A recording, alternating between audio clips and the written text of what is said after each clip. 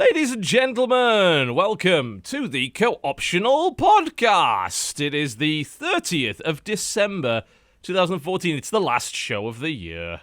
What a show it will be. What a show. I like how you bundled.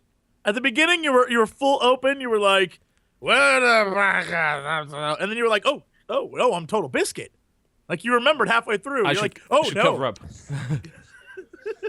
This is still a T for teen rated stream, ladies and gentlemen. I got you. Keep it decent. Keep it decent, man. It's gotta be done. Keep high standards. Yeah. High standards. Hey, Don't I got this new bathrobe for Christmas alongside 3 other bathrobes. It's almost as if someone is getting the idea that I like to wander around the house in dressing gowns these days. Can't imagine where they got that feeling from, honestly. I don't know where that I came thought from. you said like fans were sending you bathrobes. No, Can we make that a thing now? No. Guys on the internet. Look, Buy I'm and going to send stop you right bathrobes. now. We don't even have a P.O. box. And you know why we shut this P.O. box down? Your shenanigans. That is why. Hey everyone, if you want to send TB bathrobes, send them to my P.O. box, and next time I see him, I'll bring him a giant thing of bathrobes and force it upon him. Fucking asshole. I'll make it happen. Believe in the bathrobe. Oh my god. Our special guest today hunted and killed what he's wearing on his head today. He plays a game that some know as Dota and many other things besides, and is a member of the Yogscast. He is PyrionFlax. Welcome to the show. Hello, thanks for having me. I do have a question. Why co-optional? What does that mean? I don't know what co-optional Yeah, TV, means. what does that mean exactly? It's a term that I came up with for games that have co-op, but intrinsically under the hood encourage you to fuck over the other people. I like to sounds call like it Dota. co-optional. Sounds a lot like Dota. Yeah. Yes, it actually does to some degree. That was our yes. first name, the Dota Optional Podcast. Yeah, Dota is true. optional on this show, although probably not today, I imagine. It might come up at some point. Wouldn't you know happen. it? We've been live for 1 minute and my curry's just arrived. It's perfect Enjoy, timing. But enjoy. I told you, you're okay eating it on the show. Yeah. You're a Dodger stand-in today. No, so. I will resist the urge. You You hear know how you that, can make it up Brooke? to us? PyrionFlax has more standards than you. Wear the Dodger wig. Dodger wig. I'll put that on. Dodger wig. Dodger wig. And here, for the next 35 seconds, you can enjoy the pointless gimmick of the show before we go on to talk about even more pointless shit. Pointless go. gimmick. Yeah. It's blonde, look at it. Isn't she Where did you go? beautiful? Dodger, when did you get here? Isn't she lovely? Hello.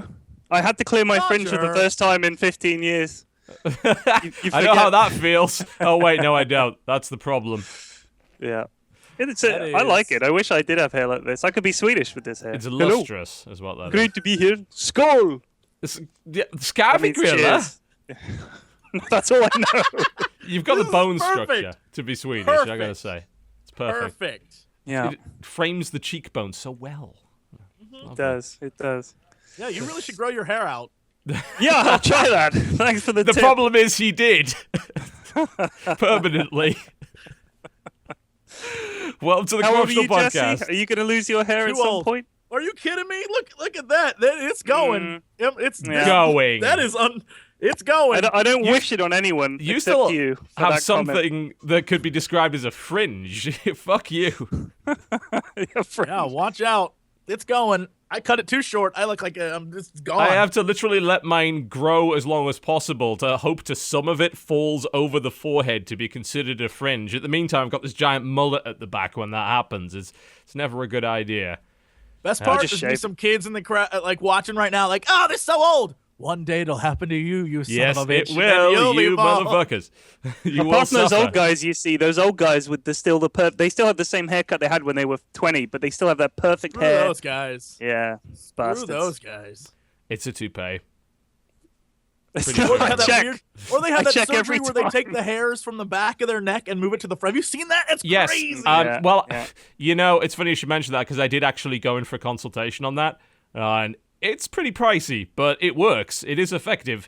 They take your like back and neck Yeah. hair and move it to the top. Yes, That's- they do. Yeah, they literally implant it hair by hair, so it actually lives. Like it's Why would you do that? mostly self-esteem issues. I mean, It's it's not like worth it. It's not worth You it. have low costs- self-esteem. That's why you would do it. it costs approximately $10,000 per treatment, and sometimes people need two to get like enough hair, basically. But it actually works. Like, it is the legitimate permanent solution. But apparently the process takes like 9 hours to do it because they individually transplant every fucking hair. It's not painful or anything, it just takes forever. But yes, I know all about this because I went into a consultation for it at some point just to find out what it was all about. I know my neck hair. I don't want that up here. That looked ridiculous. Yeah, I've seen the hair on the rest of my body. Like a creep. Like he's weird. I don't look like, at hair on the rest of me and think, I wish this was on my head. Yeah. I concluded that a baseball cap was cheaper than the process, so I just you know what, I think that'll work fine. Welcome to the Corruptional Podcast. We sometimes talk about hair transplants, but occasionally we talk about video games. Coming up in the show, it's our 2014 roundup. Very, very casual roundup. If you're thinking we're going to have plans or categories or anything like that, fuck no. Absolutely not. That is not going to happen. We're not that organized. Come off it, really? Okay. I'm excited. I'm excited for this. I don't know. TB when I logged in today was like, we might talk about games you played this year, and I was like, I don't know that I remember games I played this year. Well, I hope you have. I mean, I was thinking about it. Like, here's an idea. We'll start by talking about the games we've been playing this week, and then we'll work backwards. It'll be fine. Well, I watched your video. That was like, my awesome cool awards show thing. 7 hours long. It's still shorter than the Game Awards. and I came to the realization that I did not like many games this year.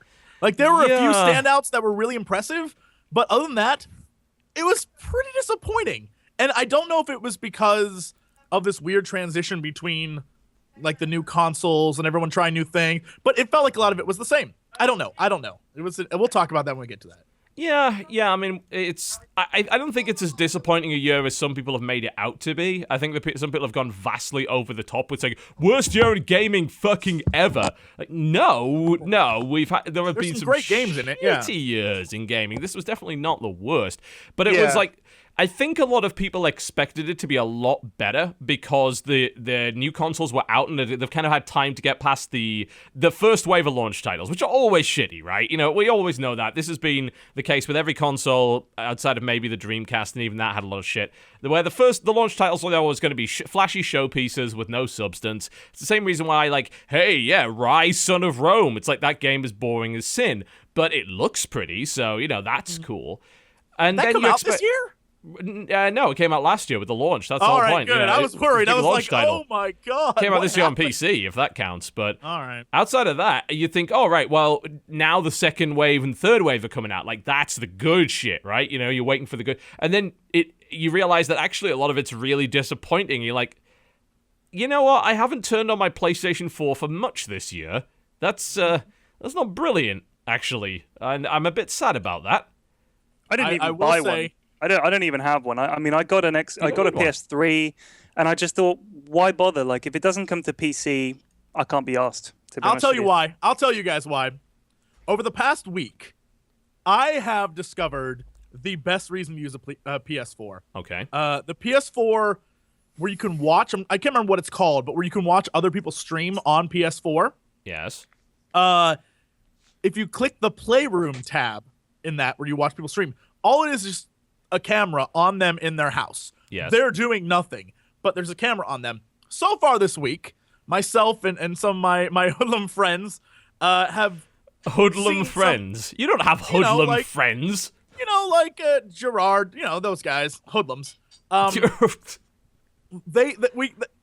seen some crazy things. First off, the thing that got me started was I tuned in to see a girl and her boyfriend on a couch, and the girl proceeded to like hump a sofa and then scream at the camera and then go off screen to go get high and come back. Oh yeah, it was great. And I was like, why is no one watching this? It was number two streamed thing on PlayStation, 34 views. It was amazing. I was like, this is great. And then finally at 4 a.m., maybe 2 nights ago, 4 a.m., we were up really, really late. Alcohol might have been a factor. We turned it on to see what was on, and number one stream, 1,400 views, was two dudes getting high as kites in the background off this giant hookah, laying on a couch, while one of their girlfriends, proceeded to strip on camera. And we were just like, what is going on right now? Number one PlayStation 4 stream. And we're just like, I don't know what's going on. And we kept watching it.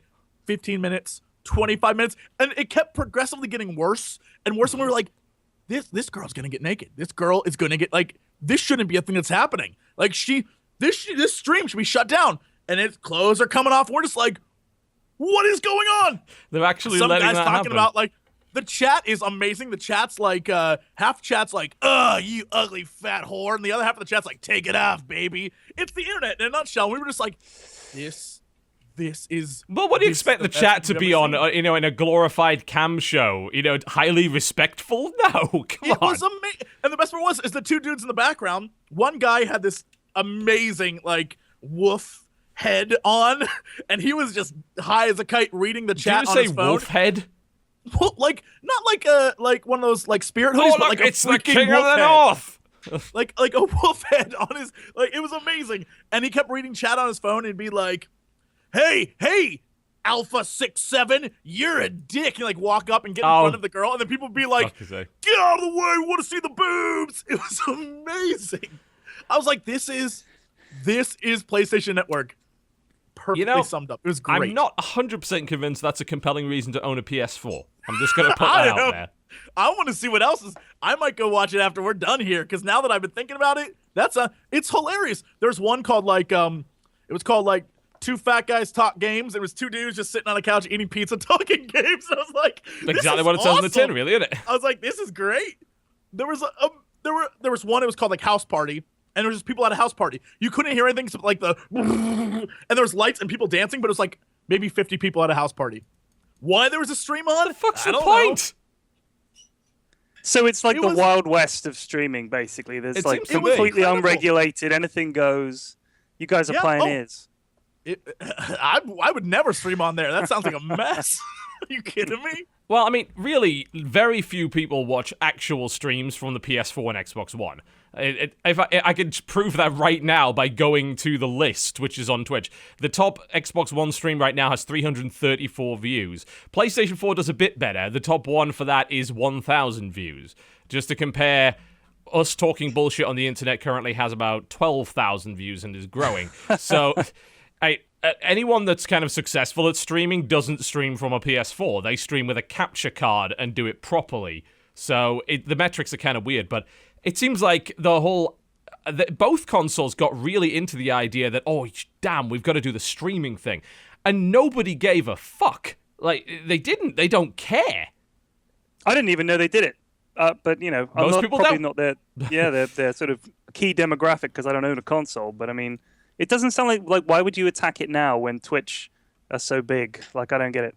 Yeah, it was a bit of an odd one. That's just like, they had this impression that streaming became super important. And the thing is that, like, on a launch day, it still is for consoles, because there'll be some people who are very popular anyway, who will probably just stream the game. And sometimes, like, when something like I think it was the Halo Guardians beta came out, there was a few people streaming that. I think it's out right now, and I'm pretty sure barely anyone's actually streaming it. Yeah, it's not even on the top 10. There's a Destiny stream going on at the moment that has a decent number of views, but console games for streaming are not incredible. Like, they haven't done that well in comparison to PC games. If you look at the top 10 on right now, I think the only one that's actually like a legit console game is FIFA 15. I'm not even sure so if they're does it plug straight into Twitch, or does it use the PS? Like, okay, all right. Oh, well, that makes you can sense. basically stream direct from the PS4 to Twitch, and I think to Ustream as well. And it's a strange one. It's just not a lot of people really use it. It's very easy to use, but like you can't do a lot with it. And I think that if you want to do streaming full time, you need more functionality than what PlayStation gives. So one of the best parts about PlayStation is that it, while you're streaming through their camera, it gives you little assets to use, and so you can have computer generated things show up in your stream. And so one of the streams was this girl like fighting another girl, but there were little robots, little chibi robots watching the fight in the screen, and they would be like, "Ooh!" as the girls are like wrestling it. It was amazing. I just want to point out, I have not used a PlayStation 4 for anything really, except for that. I've only just started using mine again, and there were two things this year that I used my PS4 for. And that was Fibbage, which is now on PC, so I don't necessarily... I mean, I don't know. I still want it on PlayStation because it's much easier to, if you have people over, just to like have them on the couch playing Fibbage than doing it from a fucking PC. And the other thing is Guilty Gear, which just came out this month and is fucking awesome. But outside of that, no, there's not really been anything on PlayStation 4 that I've been doing, like playing any significant amount of time on. It's not been worth it. If you have like people you can play with, or you want to play different games, Speakeasy is a really fun game. I've heard that's okay. It's real simple. It's like the most basic, simple game, but it's a party game. It's like 1920s fighting, but it's not. It's like a rock, paper, scissors. So you have to know when to attack, know when to block, know when to feign. And then when you win, you knock the person's head off. And it's like Amelia Earhart versus Charlie Chaplin, things like that. But it's a lot of fun. I sat down to play it thinking I'd be really frustrated. 2 hours later, it was like, we're like, this game's great. Like, this is a lot of fun. It's a good like multiplayer party game. So that's PS4. I kind of think like the whole point of consoles for me now, if I had one, would be if I lived somewhere where I had tons of friends around that came around to play games. But because online gaming used to be terrible, right? Now that everybody's got super fast internet, I would never play a multiplayer game online on a console. I don't understand why people do it. If you do it, good luck to you. Yeah, I've just had no real desire to play console multiplayer games online, really. There just isn't a great reason to do it. It's easy to play online on a PC, and I find it less... I don't know what it is. I think I've identified it. I know what it is now. So when I go to sit down in front of the TV, I do that because I want to get away from the internet, not connect to it. So I have no desire to play online multiplayer games in that room. It's that simple. That's interesting. I experienced this playing Destiny. I forgot I played Destiny this year. I think I blocked it out of my mind. I understand why I don't like playing console games. When I'm on PC, when I hit a load screen, especially in Shadow of Mordor, this was an issue for me. In the load screens in Shadow of Mordor, you get backstory, and there'd be songs and like lore and stuff, but it would load so quickly, I'd miss it, right? When I sit down on a console to play, especially in Destiny, the load screens were atrocious. It was like, I logged in, now I'm loading in and loading and loading, and I'm watching that damn plane just fly, and it's flying, and it's flying, and I'm just waiting for shit to load, and Peter Dinklage is saying something to me that I don't care about, and it's like loading. It drove me crazy. And then the online connectivity, and just, it was a mess. And the fact that in order to support the game, in your world there could be maybe 5 people, 6 people playing like around you, like in order to keep it all stable. And I was like, this isn't fun. Like, if that's what console gaming is, that's not fun. Yeah.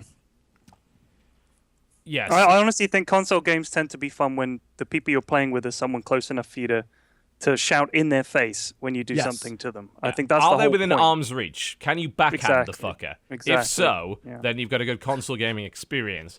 Then you're playing the console game. Yes. I mean, that's why I'm glad that you can't play Dota on consoles and couch co-op, because it would be the most violent fucking thing. I played Awesome Noughts in that configuration, and that was pretty rough.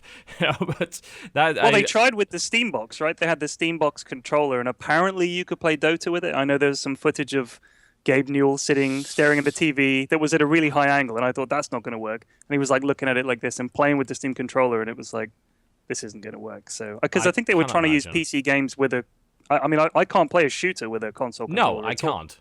No, they're trying to design a mouse and keyboard replacement that's acceptable and palatable to people that want to play on PC.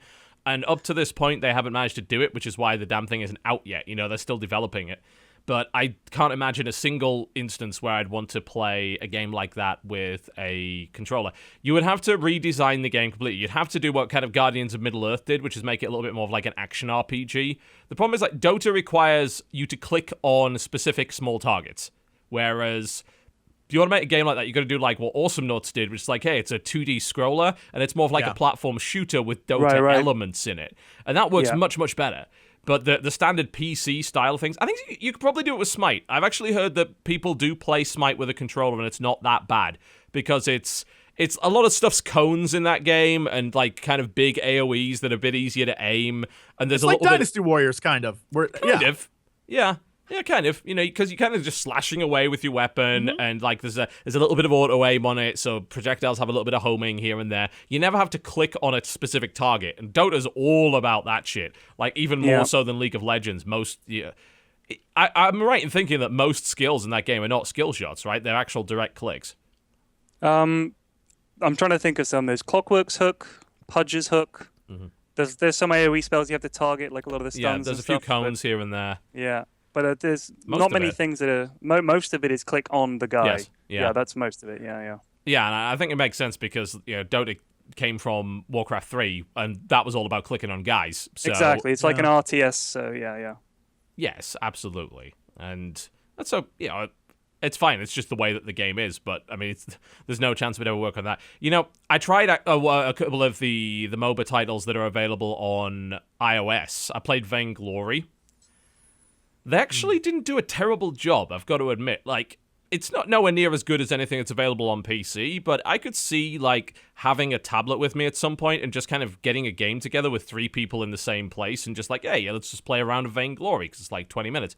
Not awful, actually. Like, it controls surprisingly well on a touchscreen. The weird thing about Dota and games like that, for me, is that this has been the year when everybody, and last year as well, seems to have been bringing out 1,000,001 games that are just like Dota and League of Legends. And my thing is, they all look and feel and play similarly, but they're like, oh, we'll make it simpler, or we'll change this, or we'll change that. Yeah. Where is the complete reinvention of the idea of what it is? Why don't they change it? It's always lanes, it's always farming, you always level up. Why don't someone come in and say, hey, we're going to take this basic idea and do something completely different? But they don't. They all say, what's working? Well, we'll do one like that. We said that 2 years ago on this podcast about MMORPGs. It's this, everyone's trying to jump on that bandwagon and get on, but the reinventing process is much more difficult. And I feel like people that the time it takes to make a game, rather than reinvent it, they're like, just get one out. Just get one out with our IP and make it happen. Yeah. And but I just figure it's going to cost them. Think how much money they have to spend on marketing it, on promoting it, on trying to get people to play it, all that. I mean, that must cost them an absolute fortune. If they could come in and say, hey, we're going to do something completely different here. It's going to be a whole new setting. We're doing away with lanes. We're doing something different. I mean, a lot of those games came from Dota, which evolved over a long period of time. So maybe the fact that it's much harder, as you say, to come up with something brand new. But somebody's got to do it. Come on. How hard can it be? Well, I mean, the closest thing we've got at the moment is probably Heroes of the Storm. It abandoned certain things. Still very similar. Yeah, I mean, it's not detached too much, but I think if you detach so far, then it's not even the same genre at that point. It gets to, let's say Bloodline Champions, for instance. Some people said, oh, it's a MOBA. Well, is it? Like, have you played it? There's no lanes, there's no farming, there's no money. All skills do the exact same damage, there's no leveling up. At that point, is it even the same genre? I compared it more to like it was weirdly, I think, more like an arena shooter. It's like an arena real-time strategy than it was an actual like kind of Dota game. I think the nature of lanes and the nature of farming and things like that, there's only so far you can move away from that before you just detach from the genre entirely. And I suppose you've got to boil it down to why is it that people like these games? Right? What is it that's compelling about them? And there's a few things you can identify. I think the idea that if you boil it down to what it is, which is an action RPG, then you get to level up a hero from 1 to max level in like a 45-minute match. Where it's almost like playing an MMO kind of in a compressed time scale. You start off being really shitty, and then you hopefully end up being not so shitty by the end of it. And that power progression is like compelling and interesting and fun. It's always fun to buy a new item. It's like, hey, I'm more powerful now. Let's go fight. Yeah. And I don't think you can really get away with not doing that. Even Heroes of the Storm said, well, we won't do items, but we'll do talents, which are kind of the same thing. And each of them is going to make you feel more powerful. That element of progression's got to be there. And if it's not there, then I think that you lose a lot of the audience because people just don't care anymore. That's like, well, why should I play the match? Like, what's compelling? So what is this? I mean, because Overwatch is coming out sort of, is that next year? That's kind of, isn't that like class-based? Yeah, isn't that like class-based and are there levels in it? Have they tried to combine no levels the two? in it. Okay. There's no levels, but they're different classes. You can switch between classes mid-battle. Each class has its own sort of set of abilities and super things. So as you play, you sort of like have a bar that keeps ticking up, and then eventually you can unleash your super skill. It's I like what they're doing with it. It seems very Team Fortressy, but like next level Team Fortressy.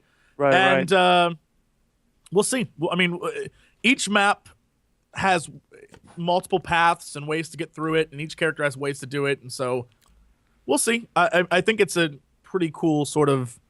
See, that kind of sounds like they've taken some elements, on like a very lower level. Of the both, yeah. Because when I heard about it, I thought maybe that's the next direction. Because people like first-person stuff. I think third-person stuff and RTS, that's one thing, but people do seem to enjoy the immersion that first-person stuff gives. So I think it's because they gave them MOBA-style abilities. Like, it isn't like a normal arena fighter where I have a big gun, and I have a little gun, and I have a sniper rifle, right? It's, I'm a giant tank, and I have a shield, and I can, like, put down other shields, and then I'm a little tiny sprite girl, and I can zip around with blinks, and I can do multiple, and, like, rewind time. It's not the first shit. game to do that. Like, but most of them are not first-person shooters. The game that did that the most was probably Monday Night and Super Monday Night Combat. And like Super Monday Night Combat in particular tried to also be kind of like Dota. It had lanes, it had creeps and things like that. Monday Night Combat was less so.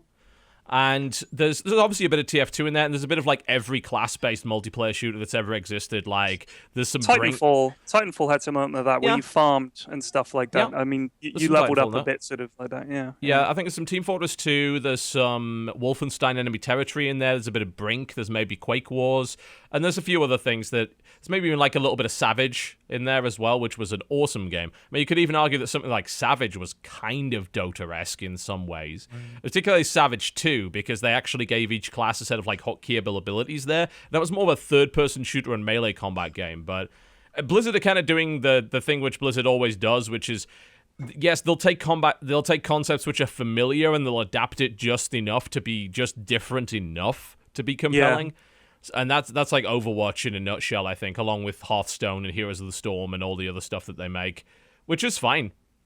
I mean, I don't mind that. I don't really have any desire, I think, to play any other Dota-style games that aren't Dota or Smite at the moment. I think Smite is different enough to Dota to play both and get a different kind of feeling out of each.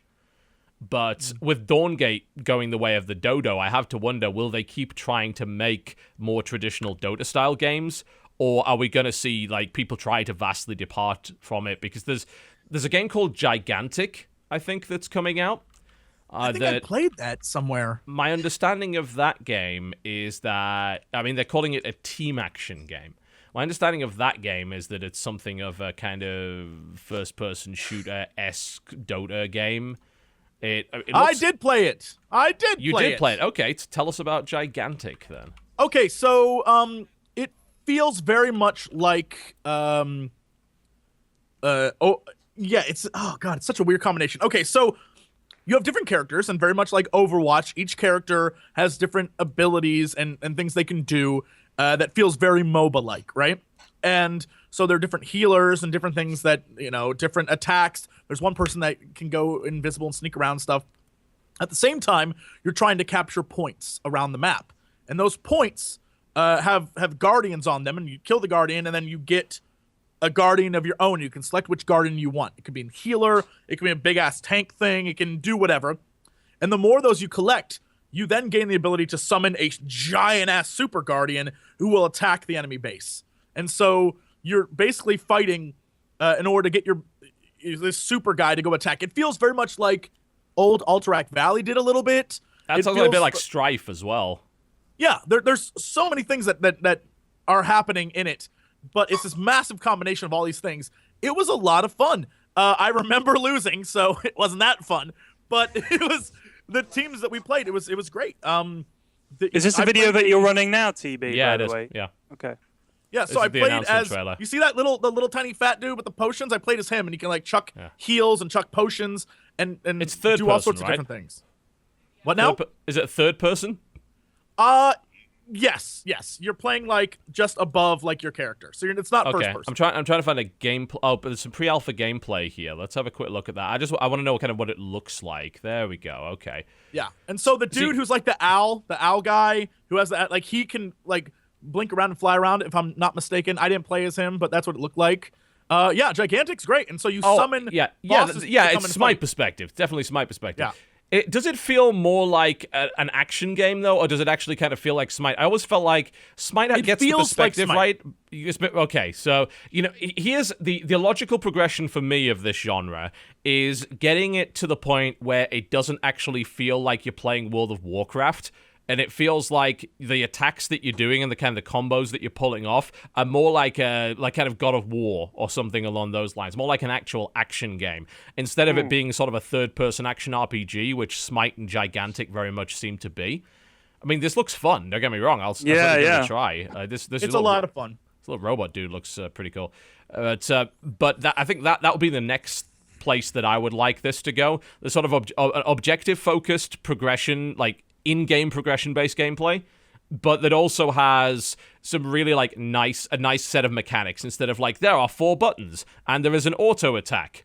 I want to see, you've got a 4-button combo and you can block and you can dodge and you can get. That would be. So here's a cool idea. What if you bought items that actually unlock new combo moves? So you know how in God of War you learn new moves and you get new weapons and shit? What if that was what the game was all about in the progression? You start off with very basic combos, but you unlock the ability as you progress to sort of did you ever play a game called Conan? It was on the PS3, I think.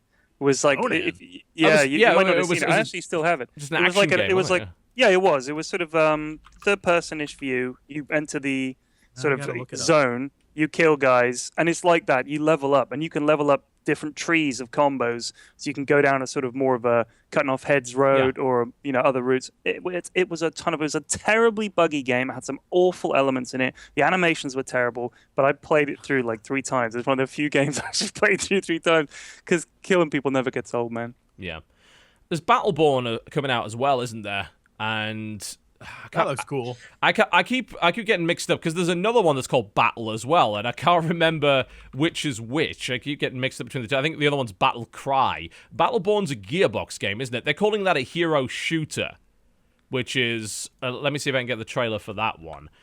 So, and that, from what I can tell, it's like they have taken their experience in making games about shooting pointless waves of enemies with boring guns and translated it to multiplayer, which seems like it could maybe be okay, but it's hard to say. I'm just trying to find some proper trailer footage. The funny thing for me is when you talk to, I talk to a lot of players and the management for teams and stuff involved in Dota, and a lot of them say that they're worried that the game is going to die, that last year was its biggest year and that it's going to go downhill from here. Really? Everybody says that. Yeah, everybody says that about every game when they're involved. They're like, oh, it's dying, it's on its way out. I play StarCraft 2. That's a game that is legitimately at risk of possibly dying. Right.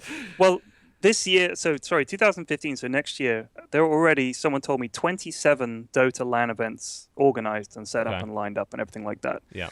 And the problem is a lot of the same teams go in round and around and around. They just play tournaments. And so I think, in a funny way, the pro scene is the biggest part of Dota. That's one of the things that drives it, is those big pro tournaments, those big games, because that inspires people to go play the games, and the meta keeps changing because of patches and things. So if that starts to decline, I do wonder if it'll turn into TF2, where there are just hat farmers everywhere, and it's just kind of getting an actual game will be more and more difficult. Because at the moment, everybody that I play with and against seems to be trying to improve, and they're focused on how to get better, but that's not sustainable if the pro scene dies out. And I do think a lot of the pros are saying we need a union, which is the big thing. It worked for StarCraft 2. A lot of those players were really protected. People can say that it didn't work to some degree for the players. But for the players, they're getting screwed left, right, and center by so many organizations. Yeah, I've heard that's pretty bad. And I know there was news actually quite recently about the Counter-Strike thing. We were talking about that before the show, where there's teams who are getting. I think it was Virtus Pro have basically said we are not attending these events because they didn't pay us on time, or they still haven't paid us. So some of what they said was a little hasty, and they retracted some of it. They slagged off some organizations that were like, we've been trying to pay you, but you won't give us your bank details and stuff. So I think a lot of it was angry. But that frustration is probably born out of genuine frustration. Because there are organizations like that. Yeah, exactly. StarCraft 2 went through this in the first couple of years. And you were mentioning Kesper before the show, and Kesper does have a good amount of clout. They will not take any shit in Korea. And they also get very pissy if organizations, foreign tournaments that they send their players to, don't pay up on time. because they'll say, "Oh, you won't pay overtime? Well, guess what? We're not sending any of the most popular players in the world to you ever again, and we'll make sure that even the non-Kesper players, of which, by the way, there are basically none now in Korea. Like in Korea, there is only one non-Kesper team now, and I run it, and everyone else is in Kesper or on a foreign team at this point that's not actually based out of Korea." But yeah, I mean, unionizing and just like kind of legitimizing esports is definitely a very important thing. And it is kind of crazy, though, for people to be worried about Dota. You're saying, like, there's 27 LAN events planned for next year already. StarCraft 2 has, actually, for the last couple of years, had an oversaturation problem, if you can believe it. There's so many fucking tournaments. We have a tournament every day. Every day. Obviously, it's not a LAN event always, but there's always some tournament running. If it's not a LAN event, it's going to be an online event. And people have said for the longest time it's just too much. I think an online event would be good. I mean, they recently had Dota Cinema organized the captain's draft. I think XMG it was called, and it was a big success. And a lot of people are wondering, was it a success because they had a compendium that went with it and loads of items, and their items were really, really cool, or was it a success because God, I wish we could do that in StarCraft. The team, I mean, loads of people. That's whenever I talk to StarCraft people, they're like, "Oh man, that would be so cool." Like, there's so many things that Dota have got right. Yeah, the monetization of it, exactly, way, way, way behind. But I mean, it's weird for Blizzard. Yes, please. So, esports in general, as a sport, I just had like the epiphany because everyone wants to make esports like sports, right? Like, it's big, it's money making, but football. Let's take football, both European and American, whatever, or baseball or basketball. That game fundamentally does not change in 50 years, 60 years. It's the same thing they were playing. They might have updated the pads and the helmets. They might have updated the way the ball looks, right? But it's the same game. These games, eventually, their life cycle will die. And I can't help but wonder, in the esports world, like, if you're a, League Pro or you're a Dota Pro, like, where does your, like, it's a very interesting thing because it's all about, like, get as much money as you can now because eventually this will be dead. And you're even saying, like, Dota, people are like, it's going to die. And it's a weird thing because in sports in general, that's not an issue, right? It's like, it's about my career, not the career of the game. The game will always be there. It's about me doing the best I can in it. And it's interesting to think that in esports, that's not the way it is at all. So, like, how do you think that affects the way tournaments are run and the way money's grabbed at and the way people approach it? Because it's, when you think about it, it's totally different than other sports. And when people are like, we're going to make it a sport, I think they just, it might have been, like, Rob Pardo might have said, like, put it in the Olympics. Yeah, Rob Pardo did a recent interview that said it should be, he's not the first person to actually say that, and it's not like the Olympics doesn't have kind of a lot of weird stuff, and chess was confirmed as a sport by the Olympic Committee, so that's kind of the logic a lot of people have used. But again, chess hasn't changed. Chess doesn't change the rules. Yeah, I mean, it's weird. There are some sports that do change the rules. I mean, Formula One is a good example. Like, they change the rules for car design every year. I think NASCAR does a similar thing as well, so motorsport in particular. But it's still, you're going around in a circle. You're driving you're still going around in a circle. It's still but the same thing is, like, they don't use the same courses every year. Right, but TB, the guys that are good at driving, if they change the rules, it's still the same thing. They drive as fast as they can around a course. Esports is not like good that. at CS:GO, and suddenly CS:GO falls off the map, and some other shooter comes along. How many players can make the transfer? Do you know what I mean? That's the thing, is that you suddenly have to have that whole rebirth of a scene again every single time. It's like this sort of weird Genesis thing, and then it grows. It has problems, and they say, "Oh, this happened in Dota." Yeah, I think that makes the esports community a really strange one, in that if you're the player, you're constantly afraid of getting the shaft from companies trying to screw you out of money, like, it seems like, and then the game could die. And so it's really, like, it seems like a volatile scene that right now is in its heyday, and it's crazy. And it probably will only get bigger, but eventually something needs to, I agree completely. There has to be, like, some sort of union or something to sort of, like, back up the players, because players are just out on a ledge. Anything that can happen can screw them hardcore. And it's not like that anywhere else.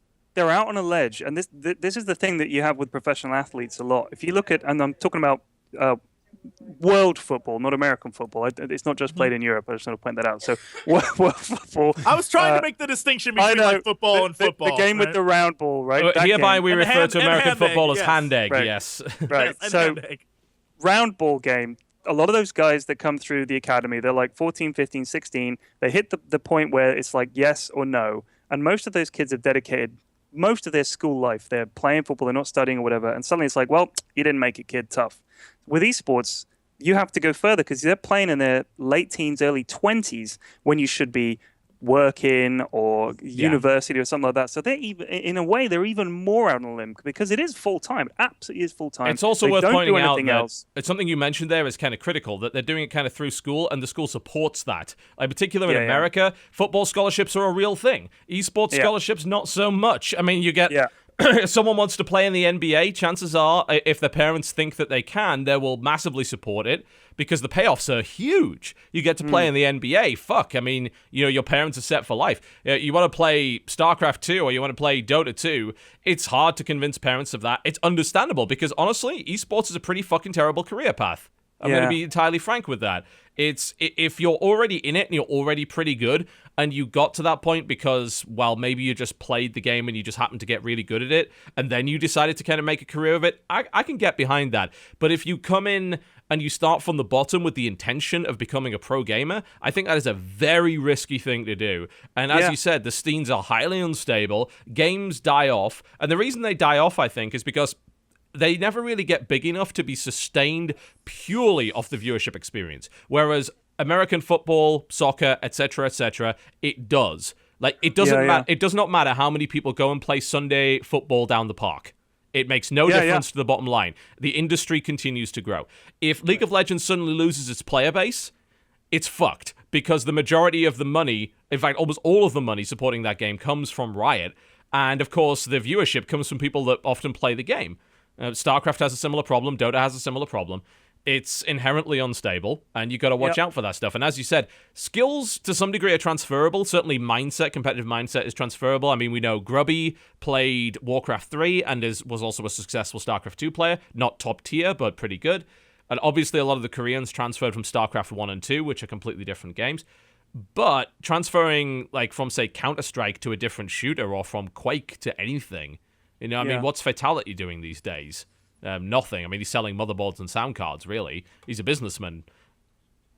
I think that the worst part is, when you think about it, is in competitive sports like football or basketball or whatever, if you're a player, after you've reached your peak and you've reached an age where you can't play anymore, you're just not as good as people who are coming up, and you're out, you have the option to be a coach or to be a commentator, or all these different things, or, or a that trainer. In esports too.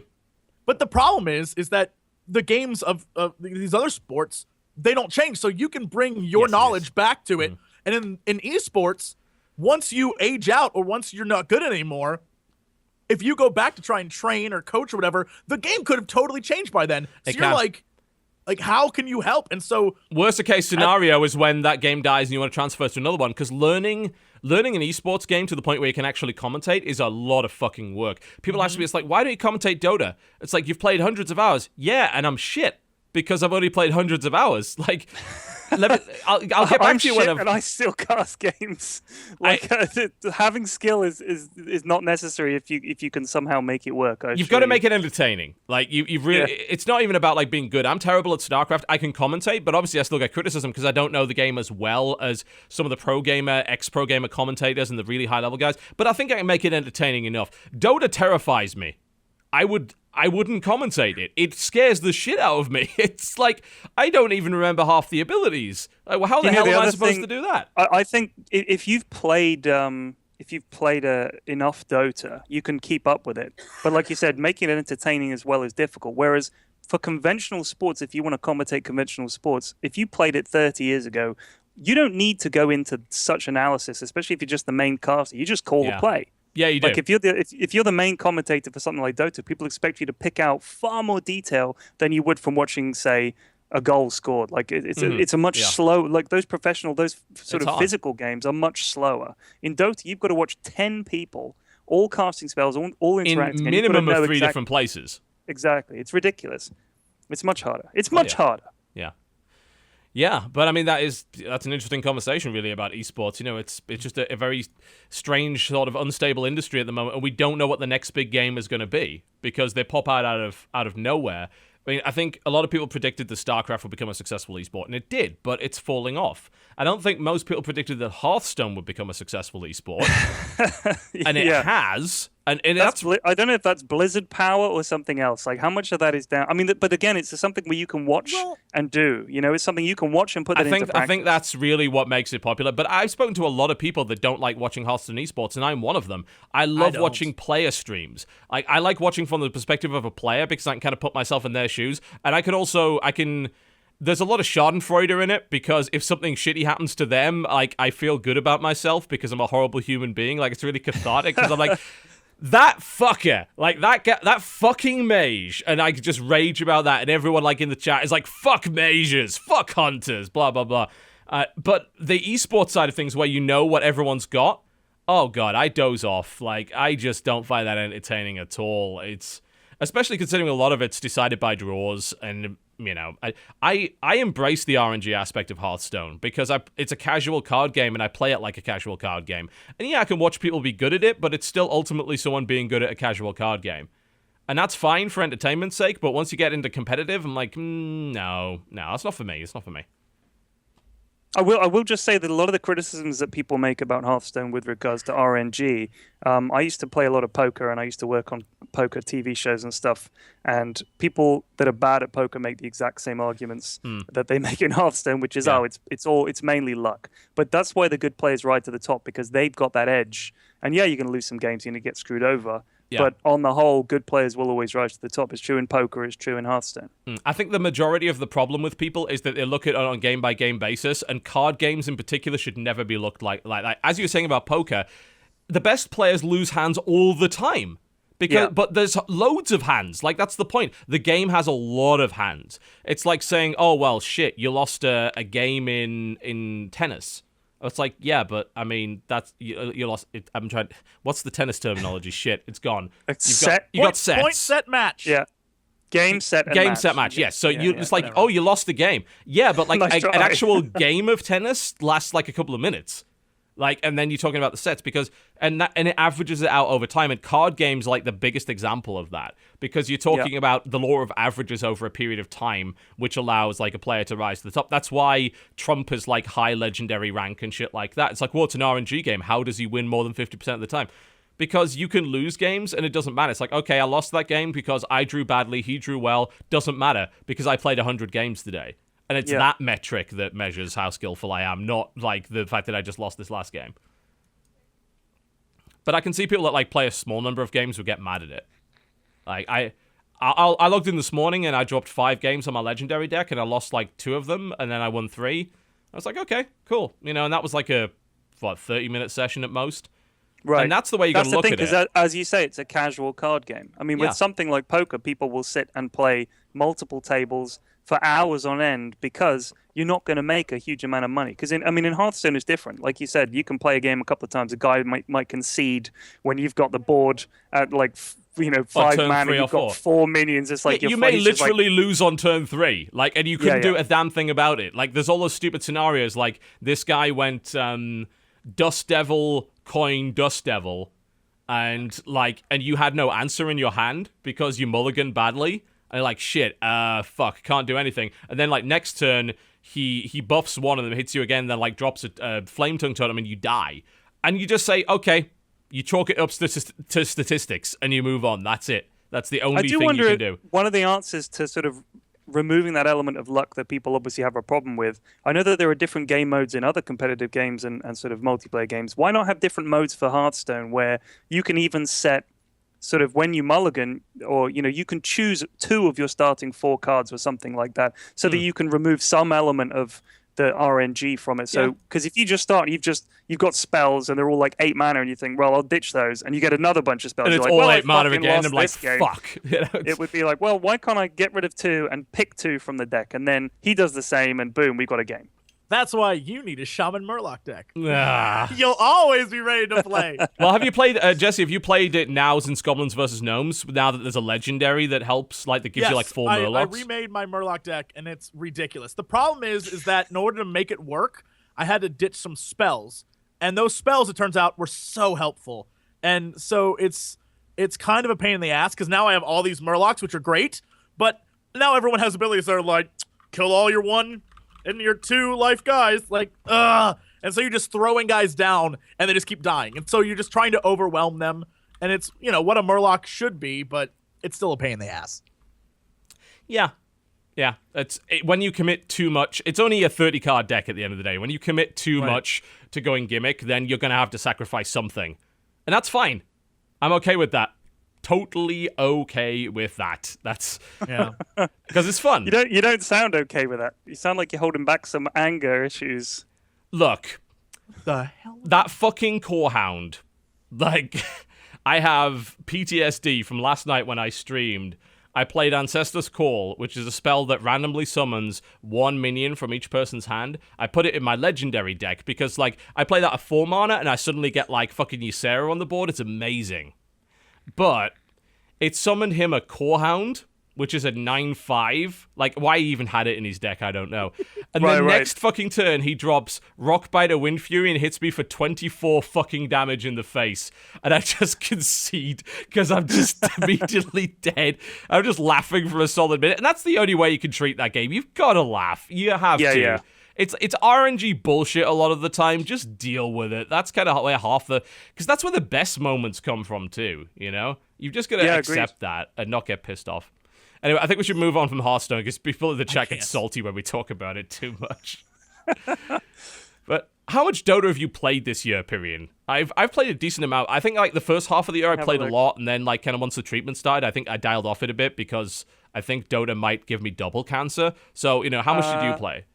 My total time played is 3,598 hours. Holy fuck. So I've probably played. God, too much. I mean, I play. No, there's never too much Dota, my friend. There's no such probably thing. Played every single day, bar when I'm at events, and Christmas Day I actually took a day off, and maybe a couple of other days when I was out, or on holiday. Mm-hmm. So let's say I play every day around 5 or 6 hours. I'd say average. Jesus. Well, I mean, you do run a Dota channel. It is kind of that's pretty much what I do. Yeah, because I stream in the morning, I stream in the evening, so it's just. I mean, I've never had a game of Dota that I thought, this is boring. Like, it's the best game I've ever played, bar none. I mean, the only game I played more than that, probably, I played a lot of Football Manager over the years. A hell of a lot of Football Manager. I worked in a UK game store. Whenever a Football Manager game came out, that was one of the busiest days of the year. Everyone came in. I'm that guy. And it's everyone as well. 2012, I have 1,901 hours in Football Manager 2012. Yeah, that was the best from people from all walks of life as well. Like, there was... I mean, obviously, it was predominantly men, but not always. And it was like there were 13-year-old kids coming in for Football Manager, and there were 70-year-old granddads coming in for Football Manager. That's the everything genius of in between. Yeah. I mean, I think it's always the biggest selling PC game because if you like football, I mean, I know people who never play anything, but they play Football Manager, and they love it. And I know people who've said, I don't want it. It takes over my life. I have to give up on it. I can't do it. There's nothing else. There's no US equivalent either, is there? Like, there's no American Football Manager Actually, game. no, wait. There is. There's a baseball game called Out of the Park Baseball. Oh, yeah. That's one of the highest rated games of all time on Metacritic. Yeah, I find that very confusing. Yeah, it's actually... If you like baseball, and I'm a confessed baseball fan, I've played a hell of a lot of Out of the Park Baseball as well. When I'm not playing Dota, I do play that, yeah. It's like Football Manager, an iteration every year, very few changes, just an updated roster, and you go like, wow, they added some tiny feature, I gotta have it, and you get it. But it's got a new hat. $60, go. Exactly, yeah. I suppose the amount of time that, I never get mad at people that buy annual football or sports games because usually the amount they play is so fucking much, and there is value in roster updates and things. So I'm cool with people buying that. Like, a lot of the time it's the only game they buy in a year and they get 2,000 hours out of it. I'm like, good fucking job on you. Well done. Yeah. Like, have you ever seen SB Nation? There's like a sports website. I don't know if you I've guys heard of follow. It. Yeah. Okay, so they do like all the American sports, and they do some football as well. There's a guy called John Boyce. I think I'm pronouncing that right. Bois, and he does a series called Breaking Madden. If you haven't seen it, I recommend you both go and check it out immediately once we're finished. Okay. It is hilarious. He gets the John Madden game. He deliberately breaks it. He doesn't hack it. He just changes the player values. So he'll say he created a guy called Beef Tank, who is the shortest possible, the strongest, the fastest. You cannot stop this guy. And he's got this brilliant, the way he does it is like a montage of GIFs and YouTube clips and stuff that he's put together of Beef Tank just running over the opposition team. It's absolutely brilliant. He'll do something different every time. Like he had this one thing where his mission was to score a touchdown from his own 1 yard line with his quarterback. And he just does it hundreds of times, just trying. He shows all the times he failed. And then this one glorious time he does it. And it's just the best ending. It's a fantastic series. I recommend it. I have no idea about anything regarding Hand Egg, but I'd probably watch that just for Beef Tank. It is hilarious. It's hilarious. Yeah. Beef Tank is a legend. He did him in I'll NBA send you some as good well. gifts. Okay. All right. Wait, you're going to send me some gifts? Mm-hmm. Okay. From what that. are they about? From that. Okay. Yeah. I didn't know what they were related to. They might have been about anything. Oh, yeah, no, it's just wieners. Jiggling wieners. Boobies. Yeah, that kind of stuff. Yeah. Boobs. That one where it goes round and round and round. Meat spin. Send me that one. Don't do any of that. No. Not at all. Meat spin. No. No. Don't look that up, guys. Don't look it up, but there is a meat spin website. I'm just going to look it up. Like, if you want to look up leak spin, you can look up leak spin. I'm okay with that, but I would not recommend looking up meat spin. Not at all. .fr, just so you know it's got... Oh, my God. Oh, my God. I hadn't looked at it in a while. That's refreshing. I don't even need to know that if you log into that, it's like... You know that's the song that's playing. Just put it in the background and let it go. Let it go. Do not do it. Meat spin. Not recommended. No, not in any way. So speaking of meat spin, did you get any good gifts this Christmas, Jesse? I got nothing, and I gave nothing. Okay. I've officially become, I think I mentioned this, like a non-crimbo for you? A pseudo-fake Buddhist, where I'm just like giving stuff away and not taking, like I don't want anything anymore. I'm just good. I'm good. I feel really good about myself. Yeah. I'm just chilling. I was like, I don't want anything. I was like, keep your money. Enjoy your go spend the money you would have spent on me on something for yourself. I don't want it. And I was just like, I'm good. I got a few cool things from fans, and I was like, thank you, that's awesome. But I don't want I don't want family to give me anything, or I don't want to give anything. God, it's such hard work. It is. And I'm gonna use the excuse. That's not the reason for the season, y'all. Get it back in your hearts. Fuck that. Get it back in your hearts.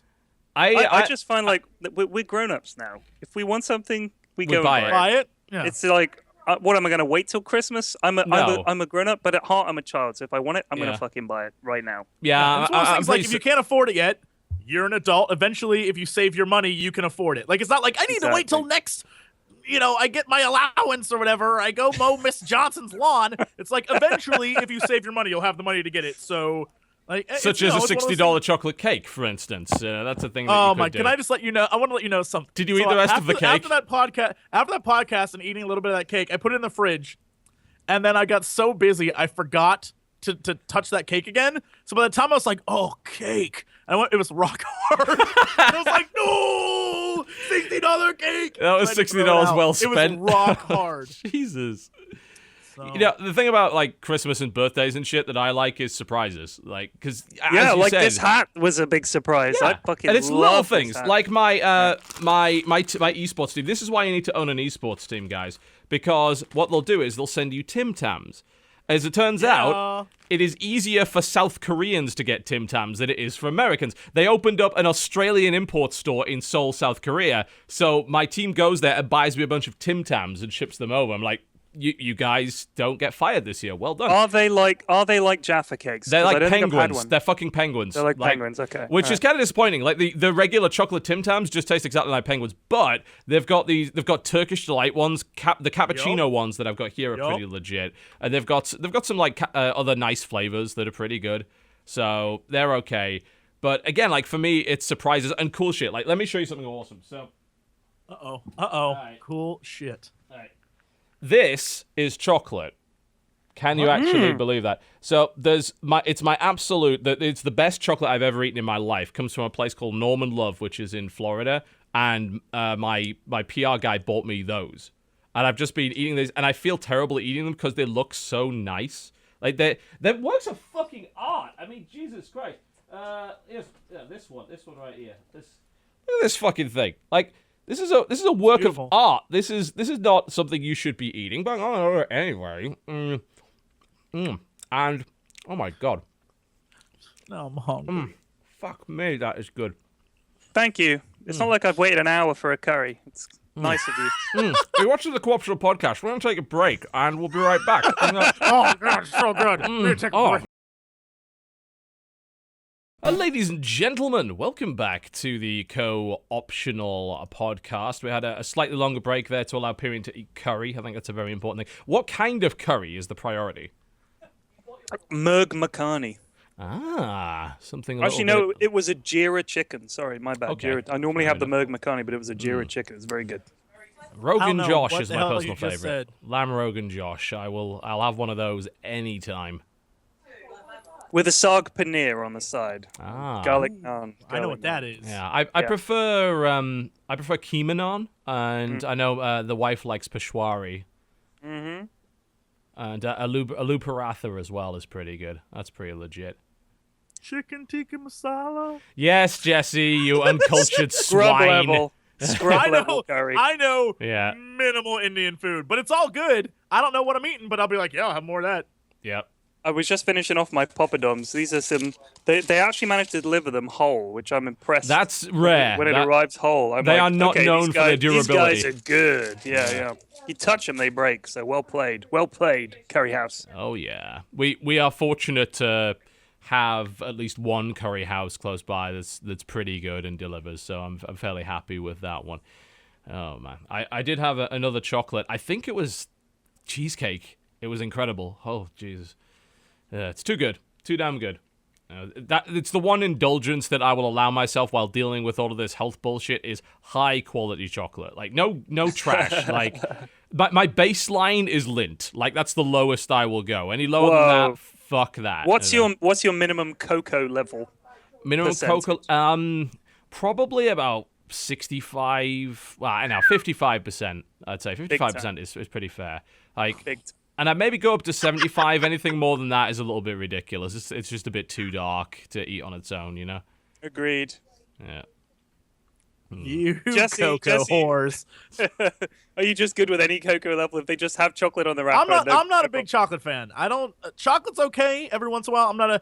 I'm more. Look, my candy of choice is Sour Patch Kids watermelon candies. Those things are my shit. You see, I was with you until you said watermelon, and I'm like, you fucking heretic. It's the regular Sour Patch Kids are so much better. No, man, they're so good. Sour Patch watermelons are the shit. The obsession in America with watermelon is something I cannot deal with. I'm just not sure what's going on. I like watermelon. Watermelon's wonderful.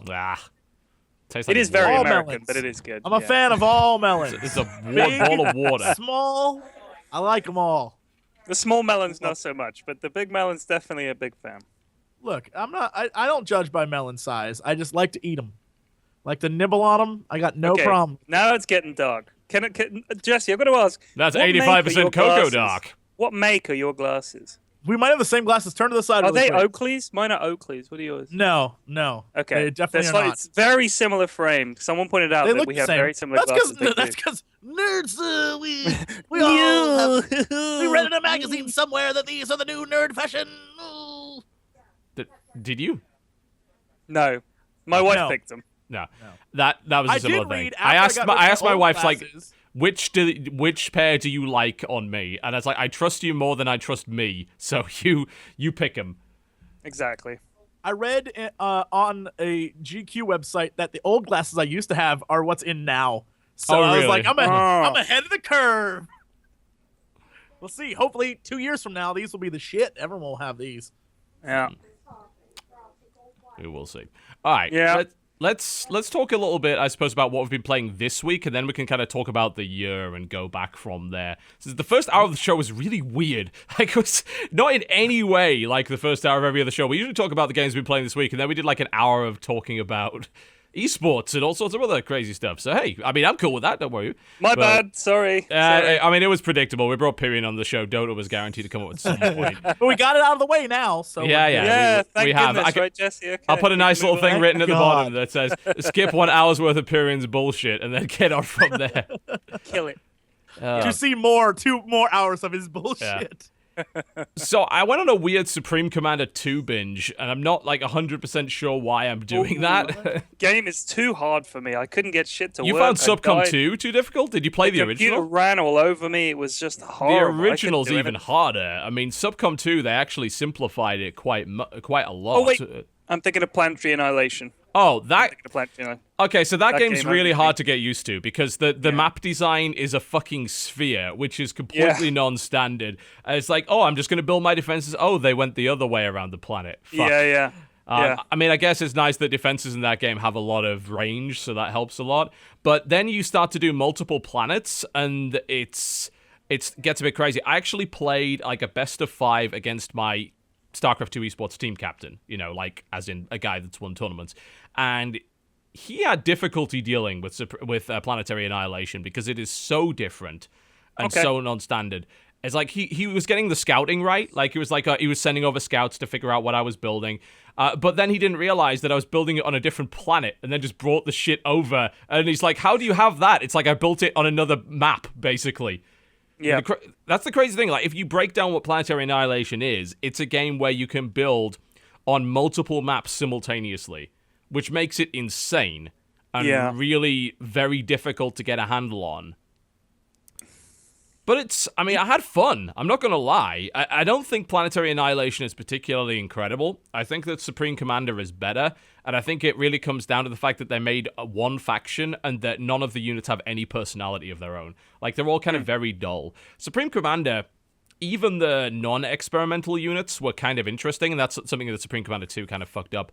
Because, like, you get, like, a tier 3 assault bot, and it's probably, like, got multiple guns, and it looks ridiculous. And because it's so much more powerful than the tier 1s, it just kind of walks over there and starts going, you're dead, you're dead, you're dead, you're dead. And it's really awesome. I used to like building a swarm of tier 1 bombers, and then put a few tier 3 bombers, strategic bombers, in the middle of the fucking swarm. So it's like, oh, it's a swarm of tier 1s. That's easy to shoot down with my tier 3 missiles. And suddenly, in the middle of that shit, it's like, oh, here's a strategic bomber that just nuked my entire base. And Planetary Annihilation doesn't really have any of that. Like, all the units are kind of a little dull, I'm going to be honest. Yeah. I think it's because there's so many of them, isn't it? It's like, it becomes like massive. It's a blob armies. game. Like, it really, and Supreme Commander was like that as well, but I think Supreme Commander broke that up by having experimental units. So, yeah, okay, you can build a big blob of tier 1 tanks, but that's a Monkey Lord over there. And that thing has a laser which sweeps backwards and forwards and kills everything. Or like, oh, that guy has a flying saucer that just blew my base up. That was what kind of made it cool to me. And I know that, I don't think, my understanding of the esports scene of that, it actually did have one, was that, like, games never really got to that point, for the most part. Like, it was just kind of, but I love doing that. I just love turtling up and building experimental units and just blowing shit up with them. And I'll give Supreme Commander 2 credit. It gets to that stage a lot faster. Like, I think the design philosophy behind that game was people really loved the experimental units, the really big crazy shit. So let's make more of that, and let's make it quicker to get to them. And let's make the game kind of more based around that. And, well, we're not going to, like, focus too much on tiered tech, because what they did was they took the research system and they made it like this separate currency. So you open this research window and like, oh, I want to research, like, an ability for my fighter plane or whatever. And it's like, oh, now my fighter plane drops firebombs, or now my fighter plane has a shield. And it was always the same units that you were building, but they had, like, upgrades, and they always stayed relevant. They never became obsolete because you could keep upgrading them. And I don't hate it. I'm going to be honest. Like, I think when it first came out, I fucking hated Supreme Commander 2 because I played so much Subcom 1 and really liked it. And when they fucked the economy up completely, it was stupid because if you play Total Annihilation or Planetary or Subcom, then you know the way they did it was they did a kind of like income expense system. So you always had like constant income every second, and then you would spend that income, and you could go into debt essentially. Like, you could, if you'd stored up a bunch of money, you could spend more than your income because you'd stored a bunch of stuff up. You can't do that in Supreme Commander 2. Like, if you don't have the money right then, you can't start building, which is shitty, because it's a game about building you got to build, like, a lot of stuff. So you, like, queue up, like, 20 power plants or whatever. It's like, can't start that. Like, well, that's shit. And then... sort of needless micromanagement needed, and... Yeah, and that game like never worked on a micro level. It was all about like you can automate almost everything. Like the cool thing about Supreme Commander is you can automate transport vehicles, which is brilliant. Like that's something I've never seen another game do. Like what you do is you set up a transport vehicle and you tie it to a factory. So the transport vehicle automatically picks up what comes out of the factory and then goes to the rally point and drops it off and does it automatically. You can automate engineers to patrol and repair shit and also like suck up all of the wrecks so you get extra money. That was all cool, but, like, that gets fucked up by the changes they made to the economy. Because, like, if you accidentally build, like, say you desperately need energy, and then your automated factory builds another plane and spends all of your energy, and then your construction vehicles are all sitting there like, we can't build the power plant, still can't build the power plant. Like, fuck, this is terrible. So, I don't know. So did you play that this week? Is that what you're saying? Yes, I played a lot of it this week. I got my team captain to play it as well, and I finally beat the hard AI, because the hard AI cheats in that game in a big way. Like, it gets more money than it should, it builds faster than it should, and it, like, sees the entire map. So I played against that, and I figured out a way to beat it, which is basically turtling like a horrible bastard, and eventually, like, building up so many shields and artillery pieces that, like, they couldn't stop me, and I was just, like, shelling their base constantly. And I gotta admit, it was still pretty fun. You know, I don't think it's as good a game as Forged Alliance, but it's got its moments. Like, it's got some really fun units in that game. There's a giant submarine that looks like a mechanical squid that puts its tentacles out of the water, and they all individually have a laser. So it's like, whee! And, like, laser light show everywhere, and everything dies. It's giant robots and shit, you know, big flying saucers. There's an experimental, like, aircraft carrier in the sky. You know, it's all kind of neat. Talking of war... segue there. I was playing a game called Verdun. Yeah, I was playing a game called Verdun. Yes, you told me about this. Yeah. How do you like that game? I've enjoyed it because it's kind of new, like the setting. Obviously, it's still war and it's still guns and stuff. But I think they've been quite good at keeping it low tech, and everything feels kind of crappy in World War One-y. And like you run into a crater and there'll be a dead cow in there and stuff, which is quite cool. And it does feel grimy and dirty. And the clever thing that they've done, I think, is if you think about most shooters, the objective is more or less sort of optional. Like you'll get some players who go after the objective, some players who just camp. You can't do that in Verdun. You've got to attack, because if you don't, you get shot for desertion. So when you have to attack the enemy front lines, if you're just staying in your base, you're not going to see anyone because they can't come towards you. There's no point camping. You have to attack when it's your turn to attack. If you take a stretch of trench, then it's like, fine, you're whittling down the numbers. We've got a foothold, keep pressing. So that it funnels the players into these objective points. And it doesn't feel like a choke point because the game is so brutal that it's very, very hard to stay alive. Yeah, here's a clip of it. So it's grimy. It looks like World War One. It's got barbed wire. You try and run across the barbed wire. You sort of take damage from it. You can call in gas attacks on people, mortar attacks and stuff. It is quite buggy at the moment because it's in alpha. So one of the things they've got is if two people are face to face, you shoot first, I shoot a split second after you. Rather than us both die, I die and you're fine, which is kind of messed up. It is the guns you start with are kind of crummy, so you start off with like sometimes just a pistol and a club, and you're expected to charge across the trenches with that. And you've got like you look around because it's a newish game. There's like 5 people with clubs and pistols with you. You're like, come on, guys, somebody must have brought a real gun. But you go into the enemy trenches, and it is brutal. It is absolutely brutal. It's a lot of fun. I've had a lot of fun with it. You know, the thing which I dig about this, watching the footage, is obviously since it's a World War I game, you're dealing with a lot of bolt action weapons. Yeah. I love that idea. It was a while ago, I played a game, I can't remember what it was called, but it was basically like a Civil War game, and as a result, you were using like mostly kind of musket or breech load stuff, and that was really interesting, because you'd all kind of get in a line and you'd fire, and then the reload process would be like 10 seconds of reloading, and I think like that adds a great deal of satisfaction, because when you hit the guy with that, it's like, oh, that feels good. And when you miss, you're like panicking, like, shit, gotta reload. Every shot counts, you know? There was a game called Medal of Honor that was the first multiplayer game I ever played online, other than Ultima Online. I played that briefly, but Medal of Honor came out, and there was like a Pacific update. This would have been in the early 2000s. Yeah. And Medal of Honor was a World War II shooter that had a sort of tacked-on single-player mode. But it was, I guess, it became Call of Duty eventually, which then became Call of Duty and everything and all the war stuff. But this was World War II, and it was a lot of the time you had a bolt-action rifle. The Americans had the Garand, but it didn't kill with one shot. The Germans had the Kar-98, which killed with one shot. The British had the Enfield, which killed with one shot. And you get these moments like you get in this game where you both come around a corner, and for whatever reason, you're both reloading, and you're dancing around each other, shooting these bolt-action rifles, furiously trying to reload the other fucker, guy. yeah. And it's fun. It gives you these moments where someone rushes in with a pistol and clubs one guy to death. You're like, thank you. You know, sort of, it's good. It's fun for that. And when you go over the top, it genuinely does feel like a slaughter, because it's more often than not you will die on your way to the enemy trenches, but sometimes you'll get a breakthrough, and it does feel like this good objective-based game. I like the system they've got. And the other clever thing they've got is that when you're looking for a server, you don't join a server, you join a squad. So you'll see a squad that's got 3 out of 4 players in it. You join that squad, you go onto that server, so all the squads of 4 generally stay full. And that means you've got level players, and you don't have one side with 15 guys and one guy with 5. Sure. You basically have these squads. So it is pretty smart. And all the roles are always filled. So you always have the officer who can call in the mortar strikes and the gas. There's one guy you can be called the raider, and all he has is a club and 5 grenades. That guy doesn't give a fuck. Wow. So, that sounds hilarious. Yeah, I mean, it's just brilliant. You just run in there chucking grenades, kosh people. It's great. I mean, it does remind me a bit of Red Orchestra and Red Orchestra 2. Obviously, that's a World War II game, so bolt action obviously does exist, but less so. I know there was it Rising something? They did Rising Storm. Rising Storm, yeah. I always wanted to play that one, never got into it. I just never had the time. Right. But I like the idea that the two factions were asymmetrical. Like, you know, the way the Japanese fought was completely different to the way that the Americans fought.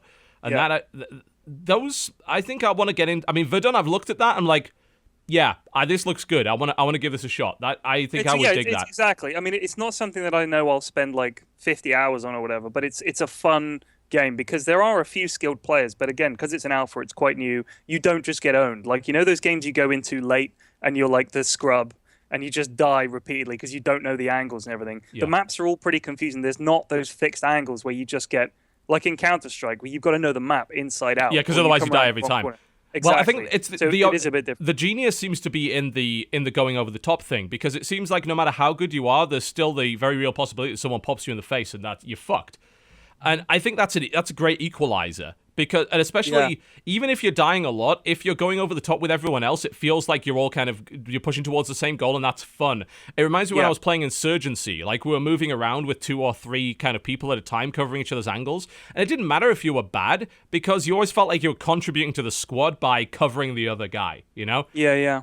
That, I think, the other thing it's got is it's got that forward spawn. So if you're the officer, your job is to stay alive. Oh, yeah, because they can spawn on you. Yeah, right. Because otherwise, you literally can't take the trench. It's that hard. So if you the officers get in a crater nearby, you spawn on them and you sort of send these waves forward. I've actually played a lot of Red Orchestra. I played it before it became Red Orchestra 2, which was kind of a disaster at launch, but they did improve it. Yeah, they made and a lot Rising. Better now. They did. Rising Storm is brilliant. And like you said, the asymmetrical nature of the play means that the Americans tend to have more automatic weapons and better rifles. The Japanese equipment isn't as good, but you can do the kamikaze charge, which is the greatest thing if you can get it off. We played this game one time, and there was this guy who played a lot of it, and he said, right, guys, we're going to send in the artillery and then just charge with me. And he drew his samurai sword and went over this hill, and just in perfect symmetry, everybody got up and rushed with him.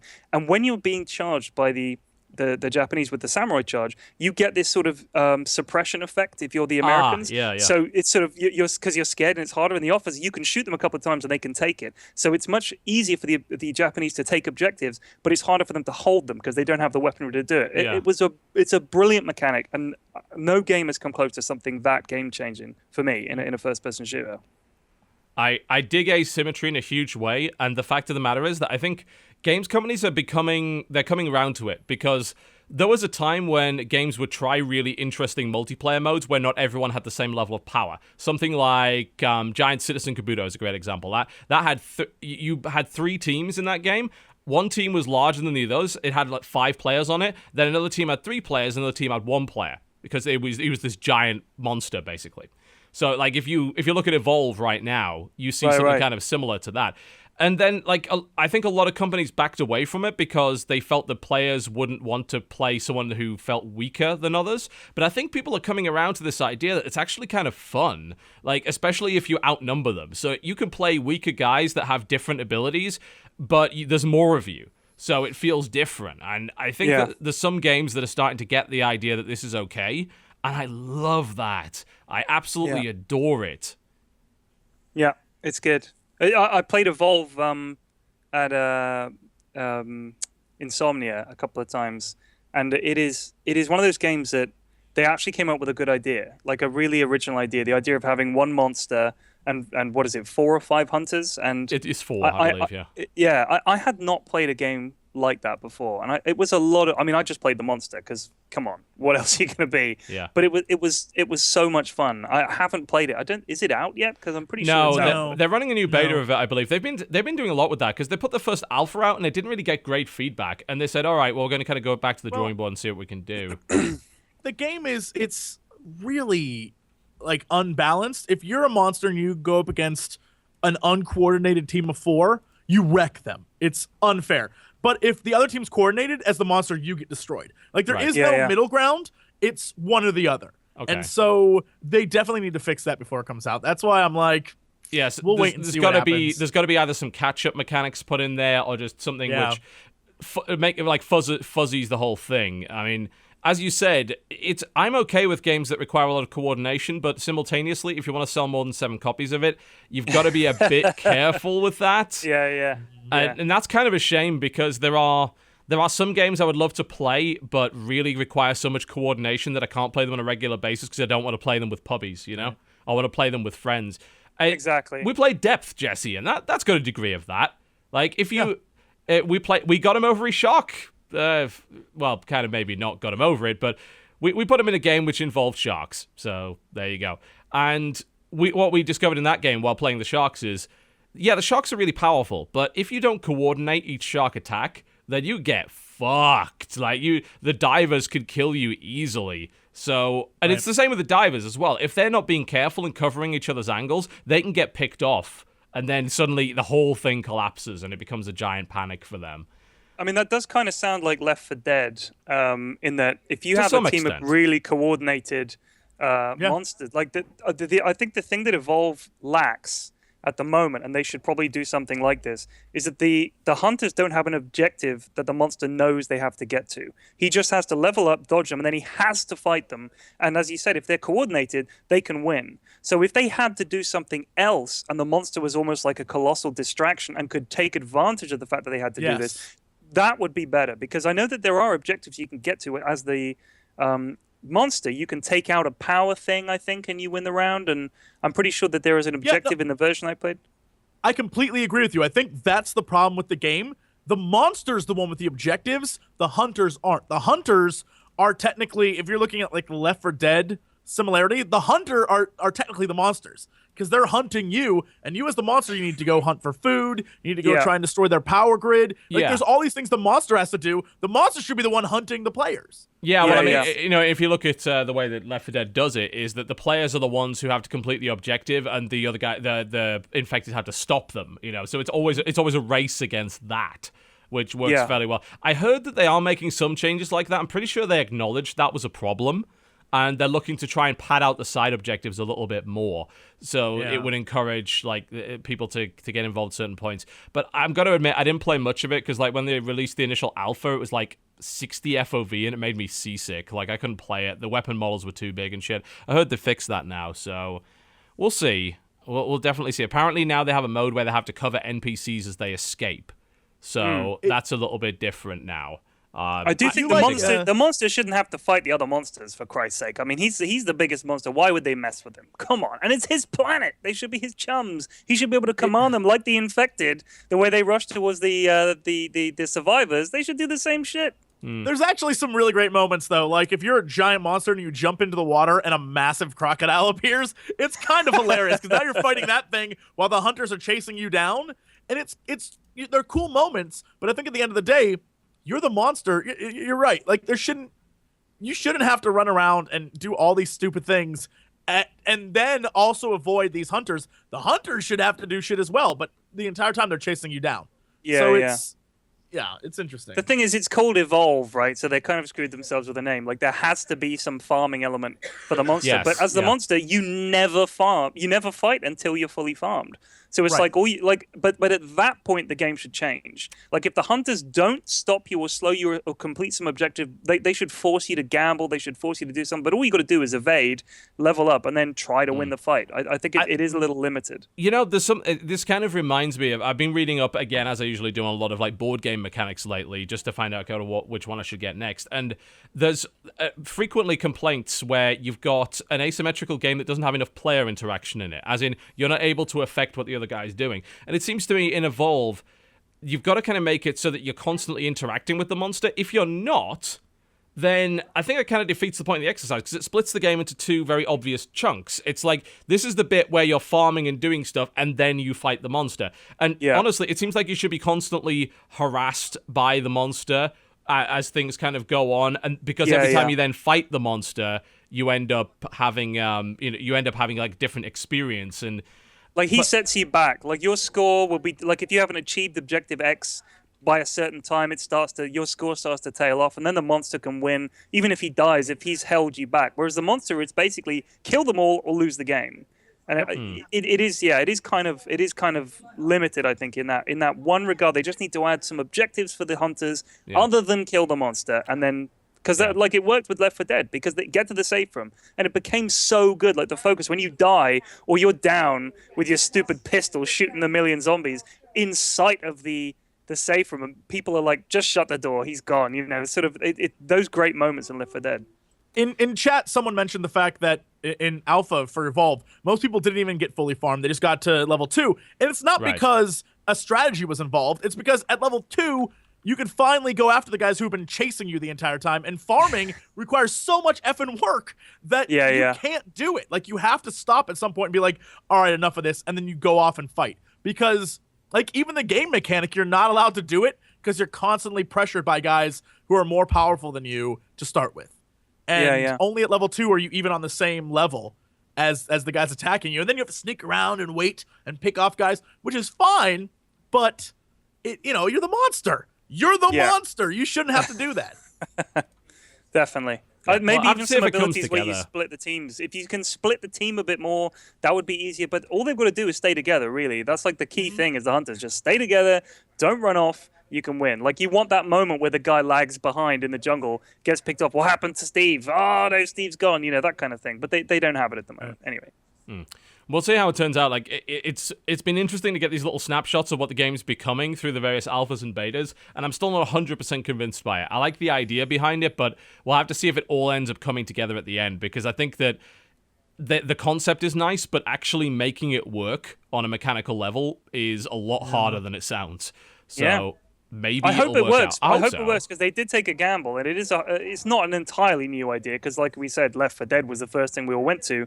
But I would hate for them to try and put all this effort and money to it just fail. Like, I really hope it does do okay. Like it is a fun game. It doesn't have at the moment a lot of longevity, and it has some gaps, but it is fun. Yeah, well, I mean, it's the highest budget, like, asymmetrical multiplayer game that's coming out. So if it fails, that's going to set that genre back. So I hope that doesn't happen. Yeah. Hopefully it'll be fine. We'll see. I did reinstall a couple of the Anno games. I feel like I want to dive right back into those. Oh, they're so good. I know, man. I'm not sure which one to play yet. Like, I didn't play enough of Anno 2070. I really want to dive back into that. But I'm also intimidated by it because I know how to play 1404, which is also known as Dawn of Discovery. I'm like, I can dive right back into Dawn of Discovery and I'll feel just fine with it. But Anno 2070 changed enough for me to be like, I'm going to have to do the tutorial again, aren't I? I'm like, oh, God. I'm not sure if I've got the patience for that, but it is fun. Like, it is fun, but 1404, I think, was the best one that they've done because it made sense. It did make sense. The islands and the ships and the Orient and the Occident and everything. It worked, and I really liked it, and I thought it made sense. With 2107, it doesn't have that two-split sort of idea where you have to trade from A to B because your guys need that stuff. If you get a cluster of good islands, you can just sort of wrap around that area a bit. Right. It didn't quite have the same forced mechanic where you have to make that trip across the sea and you have to deal with the other players. And I thought 1404 was the best one. Yeah, I've got them installed, and I'm sitting there thinking, should I play that or should I actually make a start on Endless Legend after 5,000 people have told me that I should do that? I actually played that this week. Did you? I sat down and played Endless Legend. Speaking of asymmetrical, that game has a lot of that. So each of the different races has different things that they sort of... the one that I played were like these knights that were spirits inside armor. And their whole thing is money equals life force. Okay. And so the more like dust they collect, that's how you keep your race alive. So you want to get as much money as possible. And you forego a lot of other things in order to get that. And all your missions and your quests like that, it reminds me a lot of a much more complicated version of Age of Wonders 3.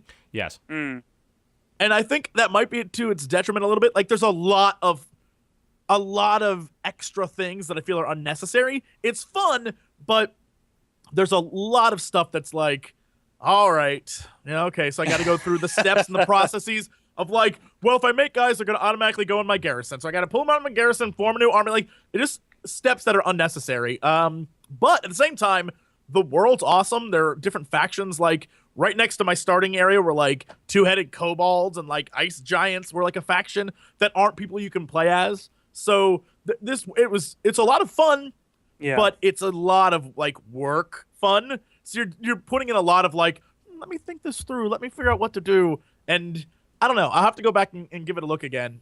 But it was interesting. It is fun. I agree. It is also needlessly complicated in the micromanagement you've got to do, which is silly because it shouldn't be. But there are things that aren't obvious. Like you can't build roads at the start. Like how do we figure out how to build swords and mine stuff if we can't build roads until we get to the tier 2 tech tree? So you got to research a bunch of tech, then you've got to build roads. But the good thing is you just click. Right, you build roads, and the city builds roads, and it automatically connects to all the other cities, which is kind of cool. But I wish that was in it earlier, because the one thing it's lacking for me is interaction with the other players in the game. The AI players in the game exist in this other place, and the only time you need to bother with them is when they turn up on your doorstep with a huge army, or they turn up and say, in a mocking way, your empire's pathetic. You think, is that it? Like, where's the interaction? Where's the world? Like, I don't feel like we're part of any kind of global community here. I just feel like I'm on my own, then I get enough troops to go and bother someone else. That's what it feels like to me. Yeah. And then maybe 4 hours in, I was still doing questing for my nation, but I wasn't interacting with the other nations. Like, you're absolutely right. Like, the little people the little people that were around me, like the two-headed gnolls or whatever they were, and the ice giants, I was busy dealing with them, and I had an army go off doing a quest because it said I needed to do it. And that's 4 hours in. I'm still dealing with this little tiny area, trying to manage everything. And it seems like it's a massive, wonderful game, but at the same time, it's like I probably should lower it to easy because I feel like there's too much going on. And I want to experience it and blow through it to feel the whole game. Right. You just don't. You don't feel it. Like, you're absolutely right. There's so much micromanaging that it gets in the way of actually playing. There are things like, if you think about Civ 4, which Civ 5 is the new one, isn't it? Yeah, Civ 5. If you think about the way luxuries work in Civ 5, you find the luxury, you put your resource mining thing on the luxury, you have the luxury. In Endless Legend, you have to specifically activate that luxury. So you can sort of... It's like, why? It's like, okay, now this lasts for 10 turns, and then you have to reactivate it. It's like, I don't need that. Like, you just don't need that.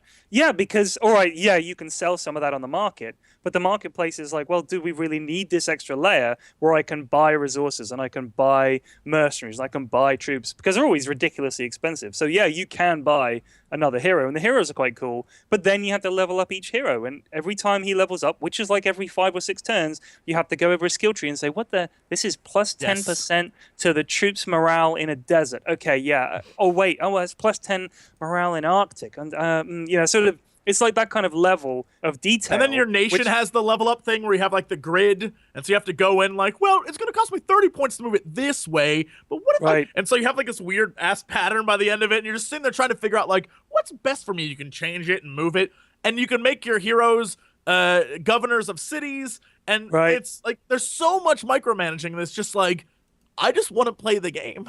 I just want to... And people are like, you should have just sped up the game speed, Jesse. I always... Civ, whatever, I make it the fastest it can be. Game speed is always as high as it can go. And this I set to like max game speed, and it's still 4 hours in. I was like, I've achieved nothing here. So it's there are some really cool things, like when you expand the cities, you build those extra boroughs. So you sort of take over another hex. Grid. Yeah. And but then you're like, when you come to plan out where you put your city, it's not like in Civ where in one territory you can have multiple cities to take advantage of a good territory. It's like, shit.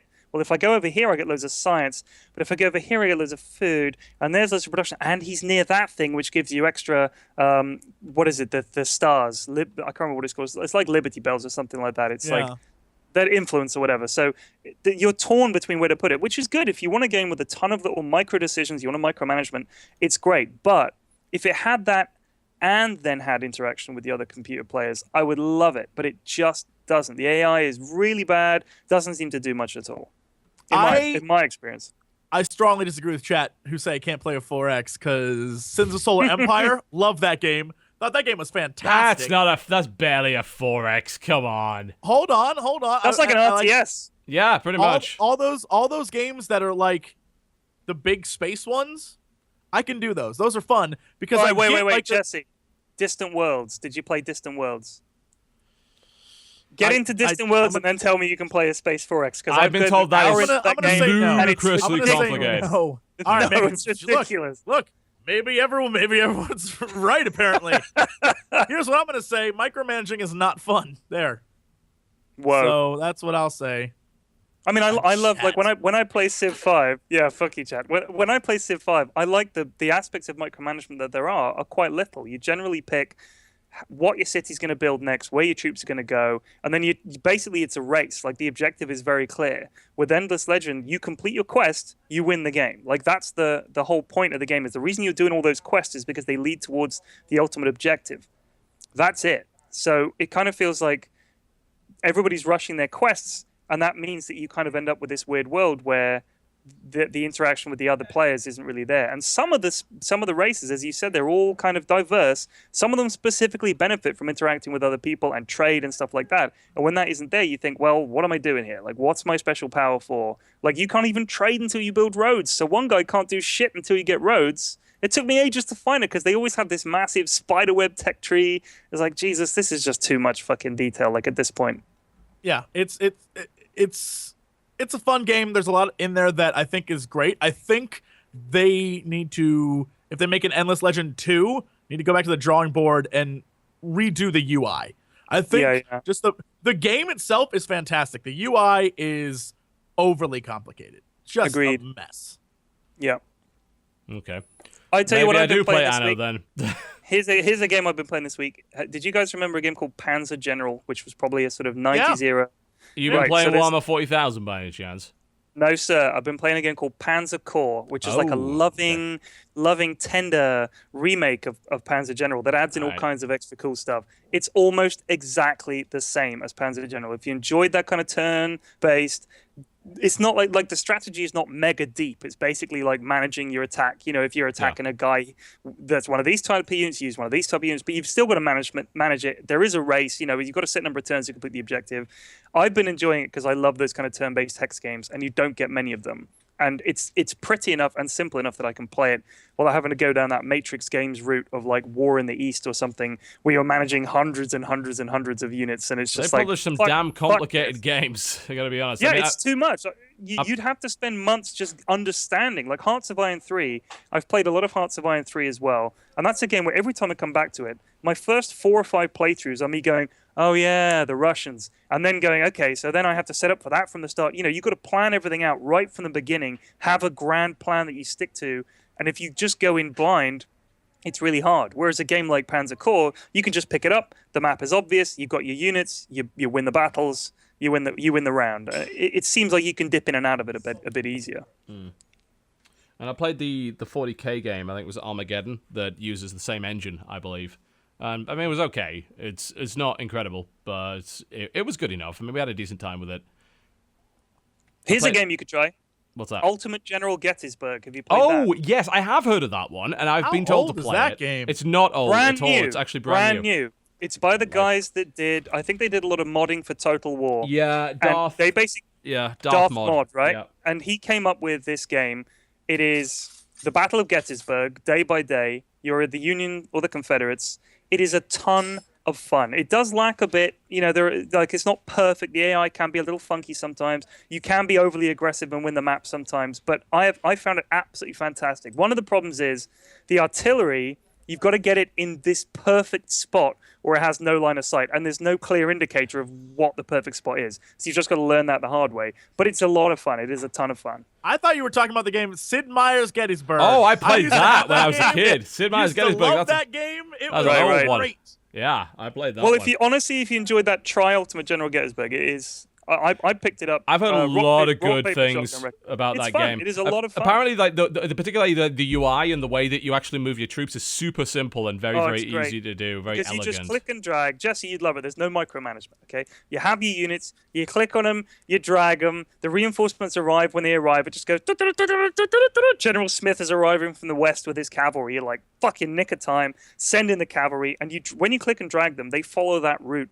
And you can change their facing, and they change, and the little guys really do. Like, you have that lines of guys all blasting each other and stuff. It's great. I love it. It looks pretty. Like, for an indie title like that, for what they've achieved, I think it's fantastic. And everybody's saying, like, a lot of the reviewers are saying, I cannot wait for the next one, because that'll be even better and fix a lot of the problems with this first one. But Yeah, because they ended up, like, on a fairly small budget, a team of modders basically made a proper game that ended up being pretty good. And it's good baseline. It's a good recipe for what they want to make after that.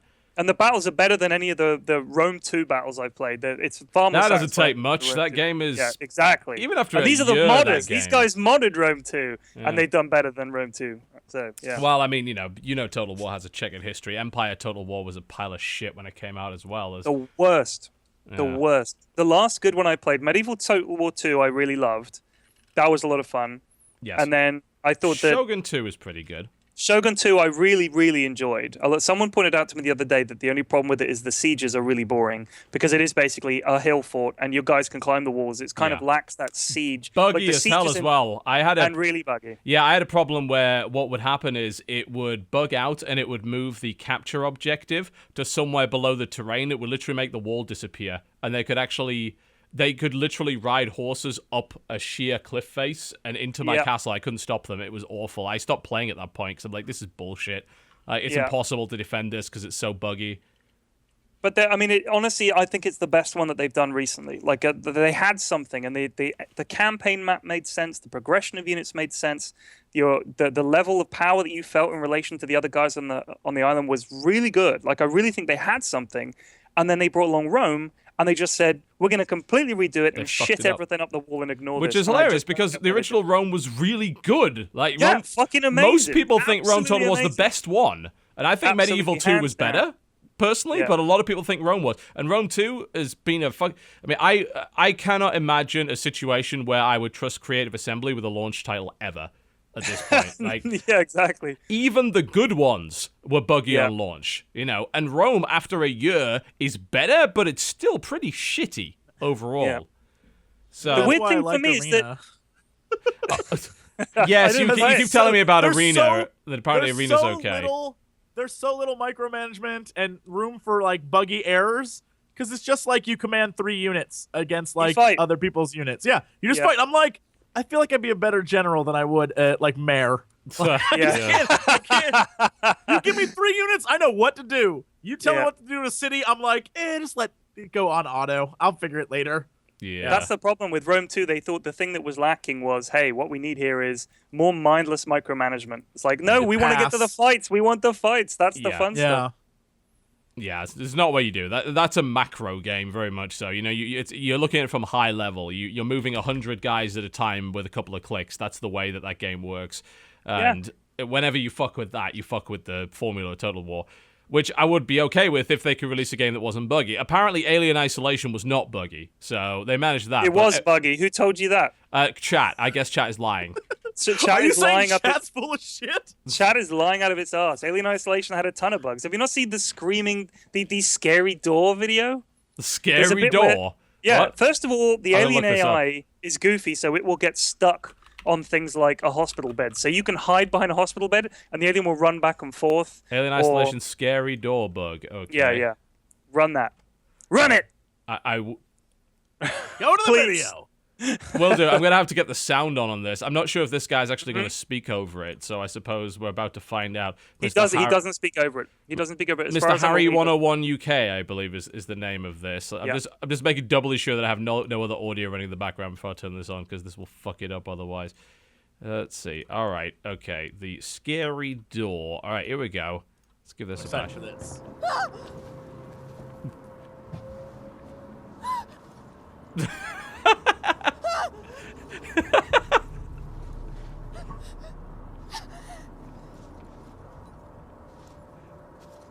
The video does go on sometime in the same vein.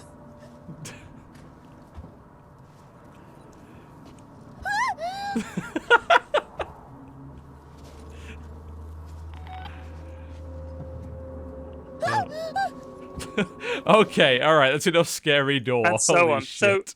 So there are bugs in it. I had a bug where I was in a room and I needed to pick something up to get out of the room, and it wouldn't let me pick it up. There are things like that. I mean, I played it up to a point where I thought, okay, this is just going to be the same thing until the end of the game. So I stopped, and I was in the middle of a playthrough, and I thought, I just can't be bothered to finish this, so I just stopped. But it is, I mean, I'm really, really amazed at what they did. Like, they did get the look of the alien, and they got the fear of the alien, and the cramped environments and the aesthetic of the film. I thought it was beautifully done. Absolutely Plenty of people stunning. have said it's a game of the year. They really believe that it is.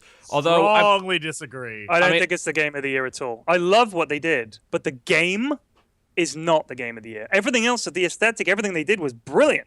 But the actual game itself is extremely repetitive, because you got to go see Dr. Wilson on level 4 in engineering. Okay, you go see Dr. Wilson. He says, I need my key card.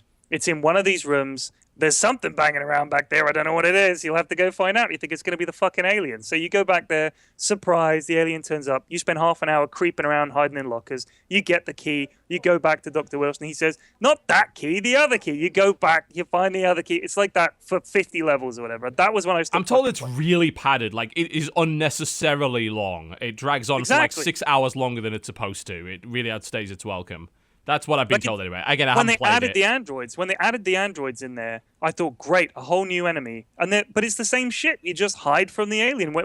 Hide from the android. It's the same. It's like a stealth game. Like what Thief had was different. I mean, Thief, I always go back to as the best stealth game I ever played. The original Thief, not the new one.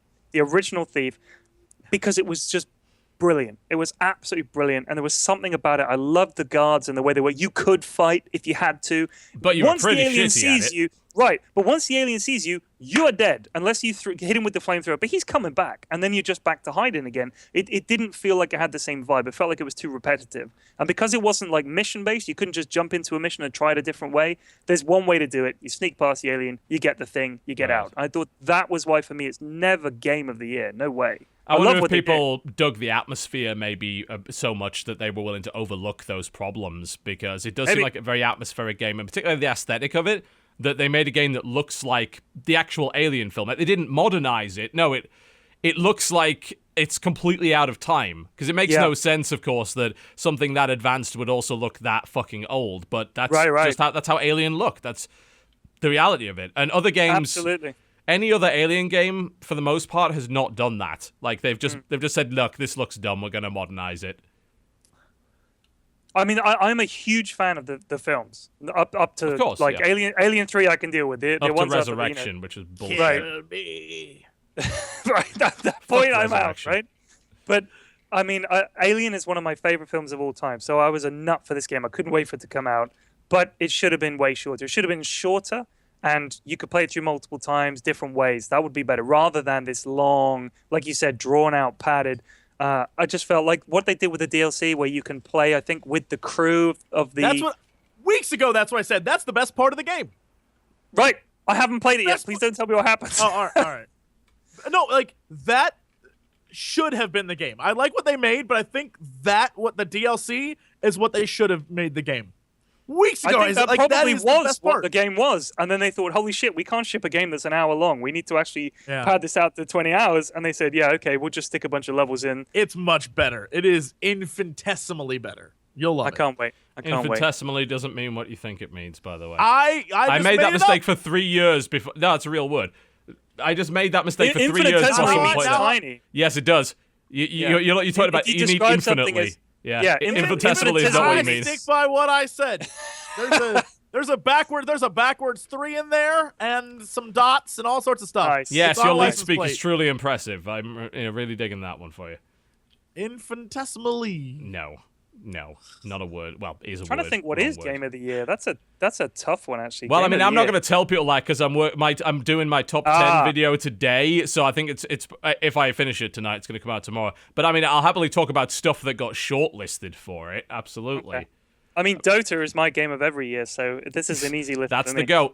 Didn't Brad Shoemaker put it on his top 10 this year? It's like, fuck, Brad. It's been out for 2 years. Come on.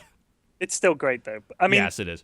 It changes so much with every patch that to me, to most people who play it, it is a different game every time they patch it in a big way. Sorry, Jesse, but I know you don't want to talk about Dota. But here's another game we could talk about that I really enjoyed. It was a game I actually finished for the first time in a long time, Wolfenstein New Order, which I thought was fantastic. I loved that game. Yep.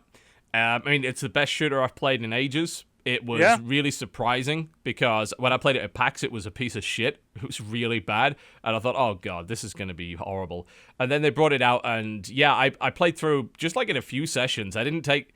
I beat that game just because I felt compelled. Here's the thing that I think it does so well. The pacing is so good. That game never outstays its welcome. It's exactly as long as it needs to be. Levels never drag on. You never get horribly lost. Like, there's stuff to explore and find, but they still manage to guide you down the kind of corridors really, really well.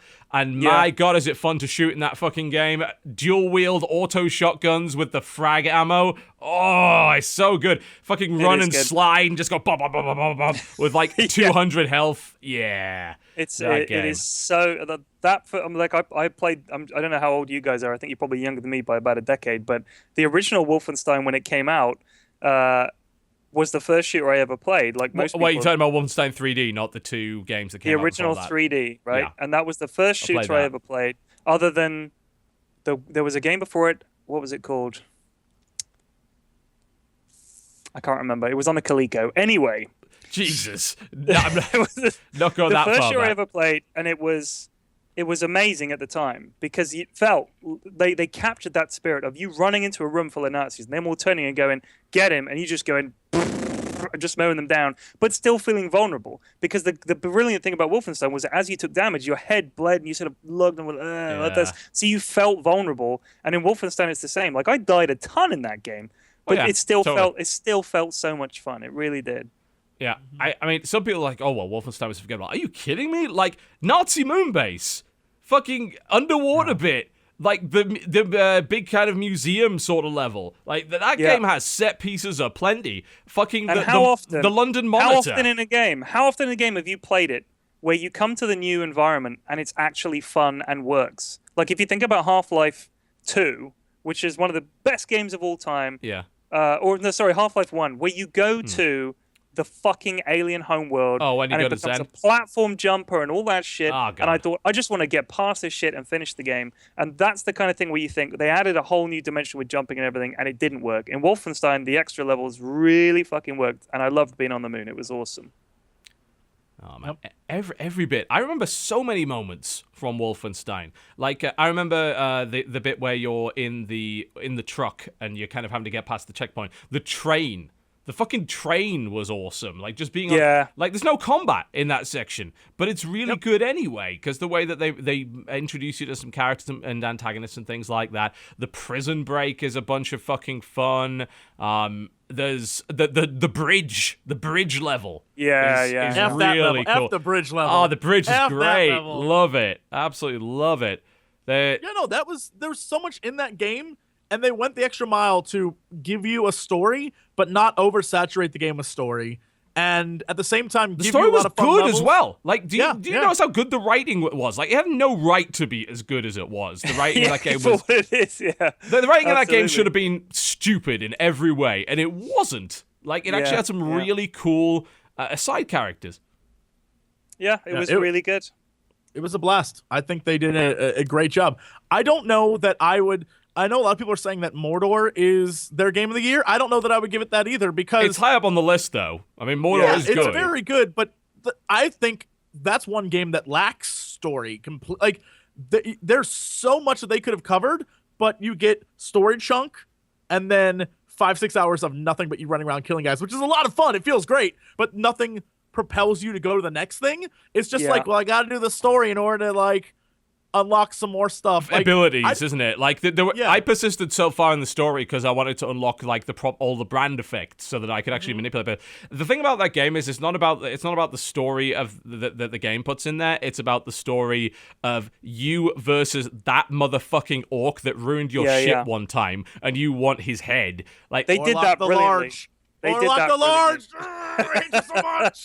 That motherfucking archer guy. There was a crossbowman that always fucked me up. Yeah. We've all got our mortal tales. We've got to try and put it behind us. And that's amazing. Like that's really cool because not many games do that. Like you have a war story. Everyone has a unique war story from Mordor because of there was always one orc that fucked with your shit and got really powerful, and you ended up conspiring for hours about how to beat this guy. It didn't even matter. Like in the overall grand scheme of progression through the game, it's like you're wasting your time, but it's like, no, this fucker has to die. I'm gonna go get some levels. I'm gonna go fuck with his allies. I'm gonna brand these guys. I'm gonna like get a bodyguard next to him so that he can betray him at the last moment. I'm gonna upgrade my arrows and shit, and then you're gonna take that bastard down, and you're gonna do it because of you hate him. Like, you have a grudge. Because they shit talk you when they kill you. They give you that classic shit talk. Oh, you thought you were big human. You think I'm going to fucking pull your head off with my bare hands. It's like, you piece of shit. I'm going to fucking get you. Yeah.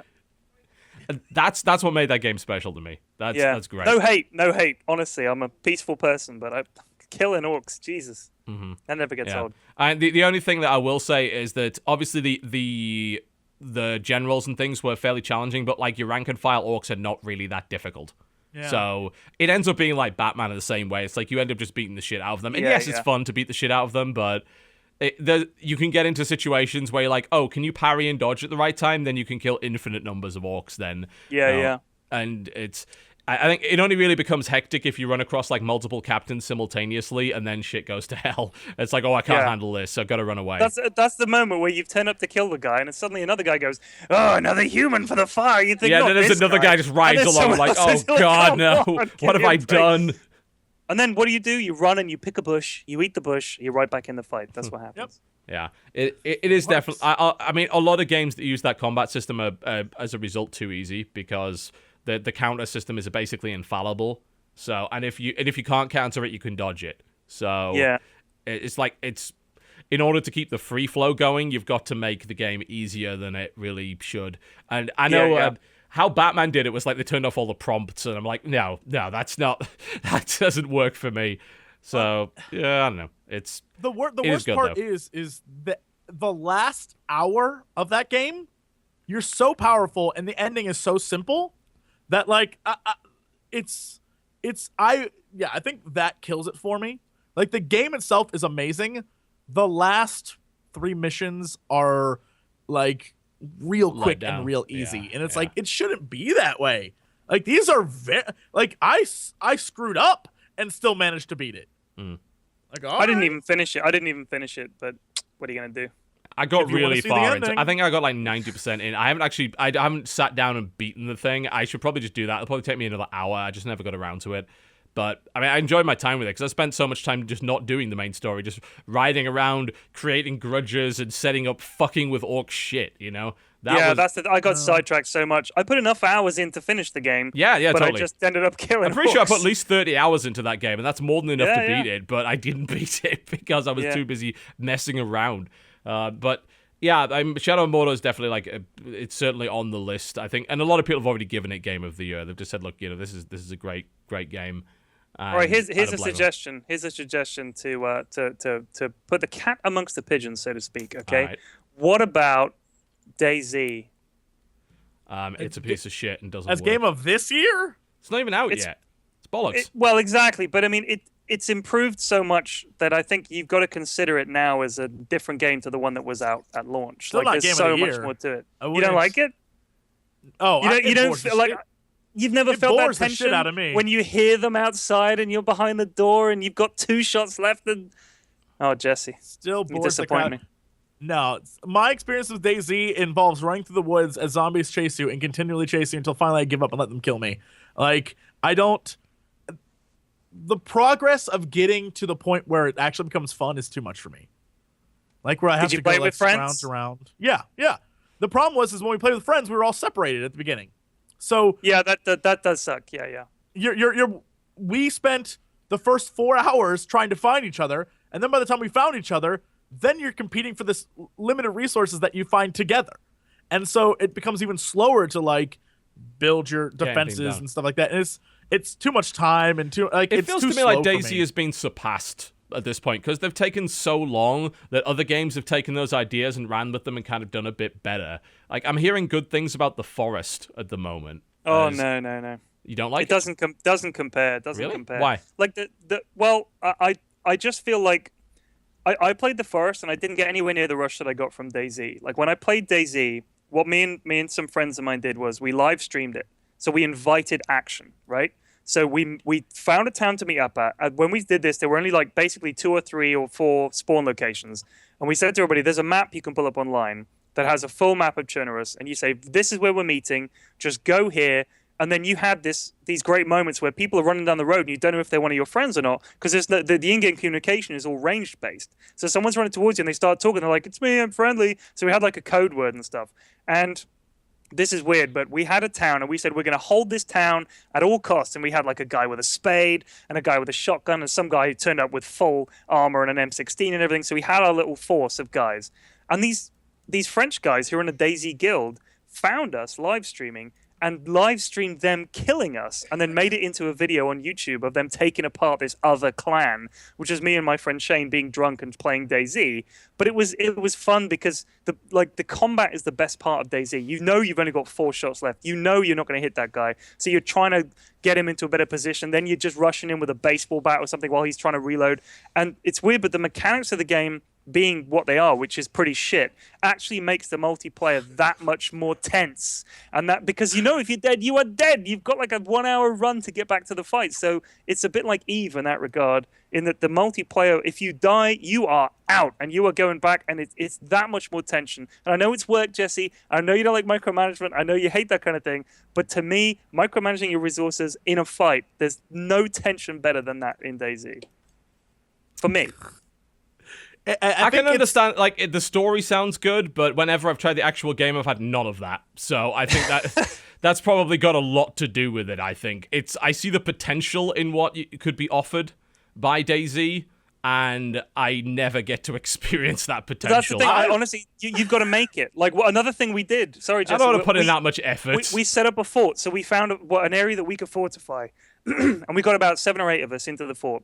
And then we invited other people on the stream to join the same server and attack our fort. And they got together and they tried to take us out one by one from all around. So we didn't have any sniper rifles or anything. We had like binoculars, so we were trying to spot them and kill them. People would arrive claiming to be friends. We'd kill them and take their stuff. All kinds of things like that.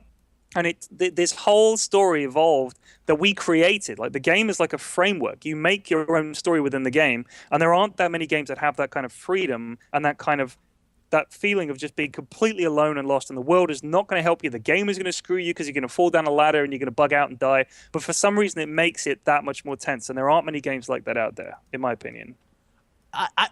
It blows my mind. Well, there's a lot more coming because shitloads of games are copying it. It's so intense. Everyone's talking about how intense it is, and I literally have never had that. Every time I play it, I get bored. Immediately bored. I don't... Wow. I think you've got to play it like you've got to play it with people and against a guaranteed fight. Like, that's what we did every time. Because you're right. If you're literally just spawning the server going, let's walk across this field, guys, and you spend half an hour walking and talking and thinking, how is this a game? We could have done this on Skype. Like, we didn't need to be playing this hard-ass game. So we created the situations, and that's how you get the fun. Which is weird that you need to do that, but when you do it, it is so good. It is so good. Well, we're going to take a quick break, and when we come back, we'll talk a little bit more about games of the year and all that kind of stuff, and that's just going to be the show, as you might imagine. You're watching the Co-optional Podcast. Don't go anywhere. Ladies and gentlemen, that is not right at all. No, what the hell is going on with this? Hang on a minute. We have a slight problem with Skype. Just give me one moment. There we go. Let's try that again. And... there we go. Cool. Excellent. Ladies and gentlemen, welcome back to the Co-optional Podcast. Something was horribly broken there. Don't know what the hell's going on with that. And I can't hear you for some reason. Hello? We're not talking. Oh, Hello. you weren't talking. Okay, well, that might have something to do with it. All right. A problem with Skype, you say? Yeah, that was a bit weird. Oh, what the hell was up with that? Skype's a piece of shit? No offense, Yeah, it Skype had something to makers. do with that. Really weird. By the way, Jesse, first of all, when I said Eve, you recoiled in horror, visibly. Yeah. Oh, I hate Eve. I like... Here's the thing. Many games, like Eve, I think are... like fun to read about and fun to see and know that crazy things are going on, but playing is an unbearable mess. Like I couldn't be bothered to play it. But I enjoy when people are like, these guys who spent 12,000 hours and $15 million got in a massive firefight and lost all their money. It was amazing. I'm like, that's cool. That's awesome. I don't want to be a part of it, but that's awesome. Yeah. And second of all, my Eve comparison with DayZ, as some people pointed out in the chat, that comparing several hours of work in DayZ with several weeks or months of work in Eve is a bit glib, because I mean, genuinely, when you lose stuff in Eve, you can literally be losing like hundreds or thousands of real world dollars worth of stuff. And obviously in DayZ, you're just well, that losing recently a bit of time. happened, didn't it? If I recall correctly, there was a story today on PC Gamer about that very thing. Another great Another battle. great I lost a bunch of money in Eve story. Yes, and I'll look this up. if I can find it, I thought it was today. Maybe it was some other time. Like apparently, he had like 1,500 plex or something along those lines, and wow.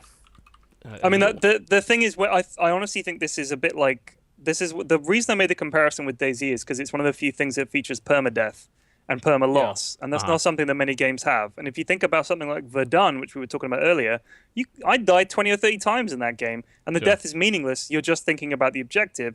Whereas with something like Eve or something like DayZ, the reason you gang together and work together is because safety in numbers, and losing your stuff really, really, really hurts. And I was just thinking that was something that it's rare in games because most people, as Jesse pointed out, it's just horrible and it's just horrifying. And the idea of putting in weeks of work and having it snuffed away because I misclicked or I bumped into the bunch of guys that know what they're doing, I'd be like, fuck this game. But I did play Eve for 3 years.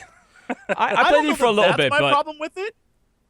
I think those moments are exciting, and if it, like, I think the problem is the process of getting there. All that, like, I spent weeks and weeks and weeks, that's boring as shit to me. Right? Like, Yeah. if it was a game where you were constantly fighting in this epic, like, battle, like, that'd be fun. But it's the process of, like, I've got to build this, and it's going to take me 46 days to build, like, F it. I'll go play anything else. Yeah, no, I get that. I mean, that's the thing is, like, with Eve, there was a way around it where you spent real money to buy ISK, basically. yeah, you can buy Plex. Right. So and that was the you whole. don't have to spend the time if you don't want to. Well, you still have to Then spend you gotta time because you can't. You can't train skills really much faster. You can buy a character, of course, which allows you to get the skills. But actually training skills is a lot. I bought Plex when I used to play Eve, and it was fine because it let me skip some of the grind. Like I was able to. My little goal when I played Eve was get a hack and fly around in a heavy assault cruiser and do cool shit in null sec. And we kind of did that for a while, and then I sort of got a bit bored of it. But I can see Jesse's point that Eve is like Eve is a game that I think a lot of people like to watch from the sidelines as opposed to actually kill their time and lives getting involved in it. And yeah, I mean, I would not go back to Eve. I understand why people are compelled by it. I think it's one of the most interesting games that exists for a variety of reasons. Like the metagame in Eve is phenomenally intriguing. And I mean, like there's no item in the game that's made other than loot that drops from rats. Everything in the game, every ship you fly, every mod you put on your ship is made by a player. Yeah, and that, like, economists have studied Eve because it's like an actual economy that's separate from the real world, where you can see how things affect the economy in this place and how wars affect the economy and everything. And it's fascinating because it's all emergent. Everything that happens in the game is emergent, apart from a few things. Yeah. So when the developers come in and say, right, we're going to create a new thing, moon bases, the whole political sphere changes. Suddenly this region becomes really valuable. Everybody's rushing to get into that region, and the alliances and the guys that lead these alliances have been playing the game probably since launch and play it every day for as much as I play Dota. They're playing Eve. Yeah. So, like, the amount of work you've got to put in, I think you get out of it what you put in, because if you're lucky. If you're unlucky, you put in hours and hours and hours mining, and you lose all your shit to pirates like me, and you think, fuck this game, and quit. But that's why being a pirate is so much fun, because they then talk to you in all chats saying, why did you do this? This was weeks of my life, and you just think, give me the tears. But yeah, I did play it a lot, but in a small corp. Shout out to Groon was my corp, and we played with friends. We all knew each other. We played every day. We just ran slosh ops. We just had fun, and that was great. I mean, Jesse, you'd love it. We got drunk. We flew around in cheap ships. If we killed an expensive ship worth 100 times our ship, it was a successful. That was a win day. And that was how we saw it. Well, that's what Goon Swarm used to do, wasn't it? They used to just swarm people with like frigates and things like that, just like really, really cheap shit. And I think it was So apparently the guy lost $1,500 worth of actual money of Plex. 84 in-game cards, was gunned down outside the main training hub of Jita. So in other words, someone suicide ganked him. They must have. Yeah. They you can do that if you get the right kind of ships that have like high damage, and you just have a couple of freighters waiting to pick up the shit. They just stand nearby. The guy turns up. He takes a little too long to get off the gate. You lock him. You blow him up. You steal his shit. We did this for hours. Apparently not a single thing dropped. Like all of the Plex, all were destroyed with the ship. Like there was nothing there. So ultimately everyone just lost a bunch of money and no one won anything. Apart from CCP, of course, they won because a bunch of money that someone spent in the game disappeared. They have to respend it. Blah, blah, blah. I know people have lost a lot more in that game. But again, like that's a game I will watch from the sidelines, and I have no intention of ever playing again. I've got a bunch of stuff, like if just like 5 battleships and a hack and like a couple of little interceptors and things, just stuck in a station in Nullsec somewhere that I have no intention of ever removing from there. Yeah. So, whatever. It was fun while I played it. It was a lot of fun. But then I found Dota, so then I played that instead. Yes. What else have we played this year that was kind of standout? I mean, obviously Transistor comes to mind. That was a shitload of fun. It was a really cool game. For the 4 hours it took. I went back to it and I played the New Game Plus mode, and I really enjoyed that because obviously like it's not a story thing anymore, but the combat system when the game is a lot harder is a lot more interesting because you've got to really plan your moves out, and it becomes a tactics game at that point. So I found that really intriguing. And I liked like coming up with some really cool combos of like how, because you can combine the abilities with all the other abilities and give them modifiers and things. Love that. It's got a lot of depth to it, and I think a lot of people will never experience that level of depth because they play the game through once for the story, then never go back to it. Play New Game Plus in that game. It's actually worth it because the combat becomes really fun. When did Hearthstone come out? Officially? It's March 11th, 2014. I mean, that's got to be considered on the list. I mean, it has for some people, yeah. I mean, I put it on the list last year because basically I was playing the beta almost all year, so I pretty much said, look, I've been playing this game so much, I'm just going to put it on the list. Like, it makes sense. So... Because, I mean, I've played a lot of Hearthstone this year. I know. I mean, that's the one thing. If ever I'm at a LAN or something and there's downtime, 80% of the people there will be playing Hearthstone in some way. Like, because it's the ultimate casual dip in and dip out game. Yeah, you don't have to put in hours of work. You can just play for fun. And it is fun. It gives you a little puzzle to do. It's like a slightly... It's not like a sort of Farm Heroes level casual, but it is that kind of level of 10 or 15 minutes guaranteed. If you need to quit, you can just concede. And it's got that collectability element. I thought it was a really clever game, and I think it's definitely a contender since it came out this year. Yeah, some people apparently complained there was a loud noise in the chat. I don't know what that was all about. You're not a fan, Jesse? No, I agree with you. I'm looking at, I'm trying to remember what came out this year. I would definitely, so much did. I would definitely say Shovel Knight is one of my top games. That was fantastic. I really, really enjoyed that game. I think South Park's game was the best branded game this year, hands down. I think that was a lot of fun. I had to look this up because I couldn't remember, but apparently this year, Revengeance came out in January. So shout out to Metal Gear Revengeance because that game made me so happy. Yeah, it did on PC anyway. It came out. It was out in 2013 prior to that. Was it? Yeah, it was on PlayStation 3 before that. Well, but yeah, obviously Revengeance is fucking awesome. Yeah. I've actually got a couple of other ones to suggest. First of all, Divinity Original Sin. Did you play that? Agreed. Jesse did. A lot of fun. Yeah, I did not get the time. Game. That is a great game. It does take fantastic. A stupid amount of time, and it is incredibly hard, but I still haven't finished it because I was balls deep in it, and then I had to go away for about a month, And then when I came back, I was like, I've completely forgotten how to play this game, and I've forgotten where I was, and I have yet to pick it up again. So it's hanging on there. But what about The Last of Us? Did you guys like that game? Fuck The Last of Us. Nope. Whoa! Controls. Sorry. I haven't gone back and played the remastered version yet, but on PS3 it was miserable. Not a like, fan. It's Not like, a hey, fan. this game Hate it. runs below 30, and the controls are so fucking terrible, and the combination of the dodgy controls with the low frame rate made it like, I'm not controlling I'm so this. sorry. I'm so sorry. I'm giving the character a suggestion of where to aim. I'm not actually controlling it. It was so frustrating. Right. I was like, I'm all thumbs. This is fucking pointless. So I will go back. I do have a copy of Remastered. I just never got around to playing it. I will eventually do that, you know? Wow. That's cold. I love that game. I love that game. I'll get around to it eventually. I'm gutted. I don't know what to say. Let's move on. Yep. Cry some more. I liked Valiant Hearts. I thought that was a good UB game. Still need to play that too. Again was just one of the games that I didn't get around to. FTL Advanced Edition, someone in chat has pointed out. Does that really count? I mean, really? It counts! It was Give a it a patch. chance. It was a patch. Come on. No, the hacking modules and the come on, the new alien and... I mean, I'll admit I put 30 more hours into it after they did that, but still, you know, it's still a patch, you know. It is. Yeah, it is a patch. It is. I'm just Damn good grousing. patch, but a patch nonetheless. This War of Mine has, you know, got a decent amount of attention this year, rightfully so, because of course it is pretty damn good for what it is. You know, it's Misery Sims. It's basically that game. It's a very, very unhappy version of The Sims. Yeah, I mean, I enjoyed that great. Well, actually, that's a lie. I didn't enjoy it at all. I was compelled by it. You know, I found it very, very engaging. But you know, that's not a game you enjoy because again, it's miserable. Yeah, maybe we've run out of Game of the Year things to talk about. What else could we talk about? There's plenty more. There's plenty more possibilities. Games on that that came one. out this year? Guilty Gear's fucking awesome. Tell you that for a fact. A couple of good fighting games. I believe Persona 4 Ultimax came out this year as well. Which... Warlords of Draenor. Oh, bloody wow. Oh, God. With that launch. I had a lot of fun with that. Launch. A lot of fun. The launch was no good. I couldn't play for a week, so... Really? Yeah. A week. I know that I lucked out. I feel like...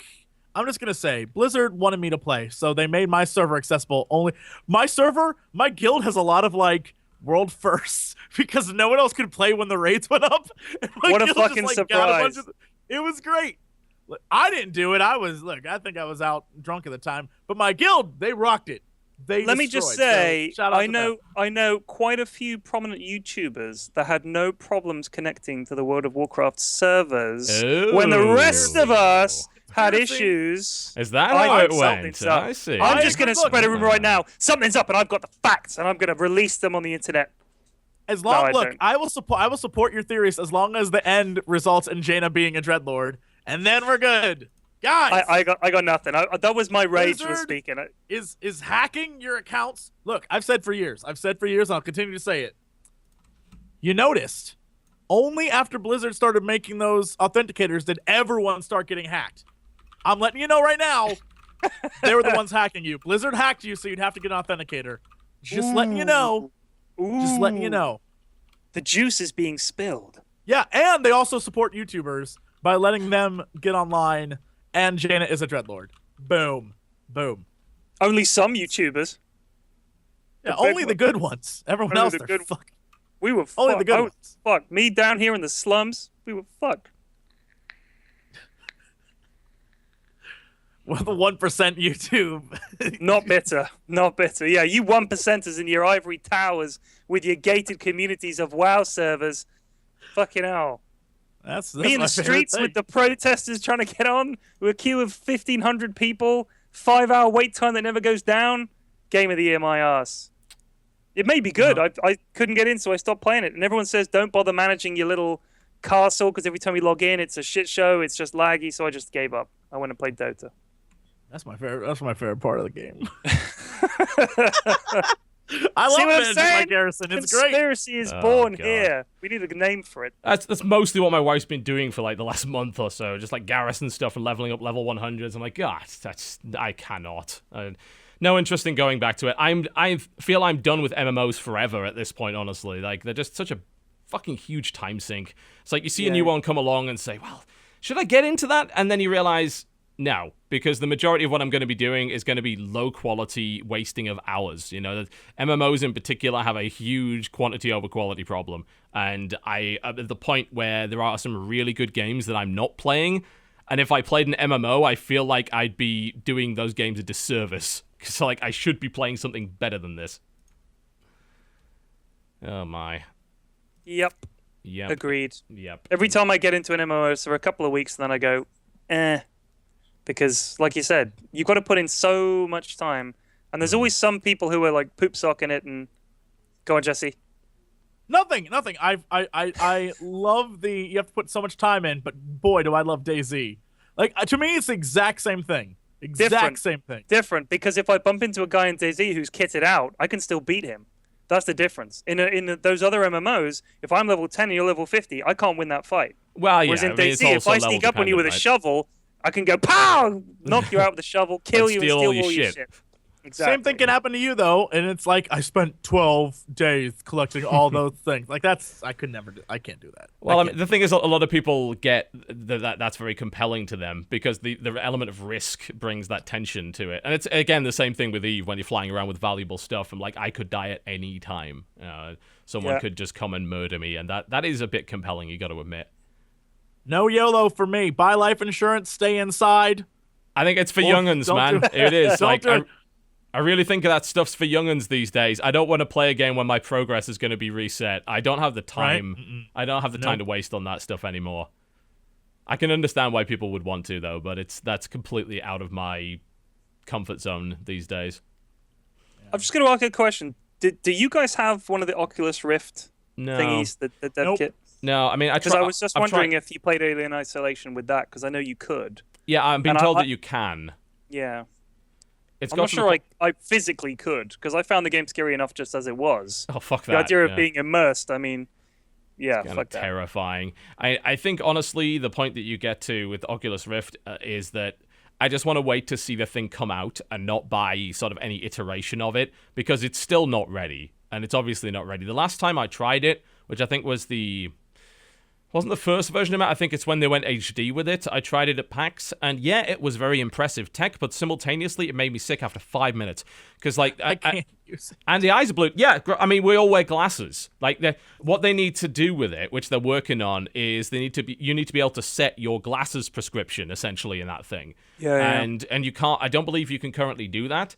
And I think that's what really made me dizzy. I think maybe there was a field of view issue there as well, but I felt very dizzy when playing that. It was very difficult to do. I tried the first dev kit when I went to JonTron's place, and I couldn't even use it for more than 2 minutes. It just hurt my eyes. You know, I think there's a lot more to go with it. I think obviously once it is eventually done, it will most likely be like a must-have gaming accessory. Like, it'll be like, if a game has Rift support and it's like the right kind of genre, like a first-person shooter, you'll probably want to play it in the Rift, and it'll replace your monitor in that respect. But until that happens, you know, I'm just gonna let them tick over. You know, let them take as much time as they need with it. I hope they don't rush it to market, because they've got to get that thing right. They've got like one shot at not fucking up VR again, because they tried before and they fucked it up hard, and it's been like 20 years since then. So they got $2 billion from Facebook. Do you think they're going to fuck it up? They got $2 billion money does not fix on problems. You no, can't just throw money got at the time, problem. Right? They've got time. I think the risk is that if it takes too long, then Sony beats them to the punch. And obviously, I think Samsung is working on something that's more designed around phones and things like that.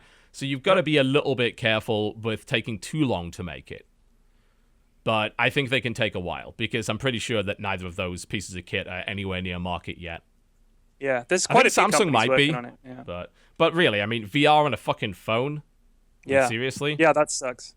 I'm still not a fan of any VR that doesn't include the ability to use my hands in some way, because it infuriates me to be able to move my head but have to use a controller, and it makes it much difficult. Like, the difficulty level is like, I'm moving, but I also have to move.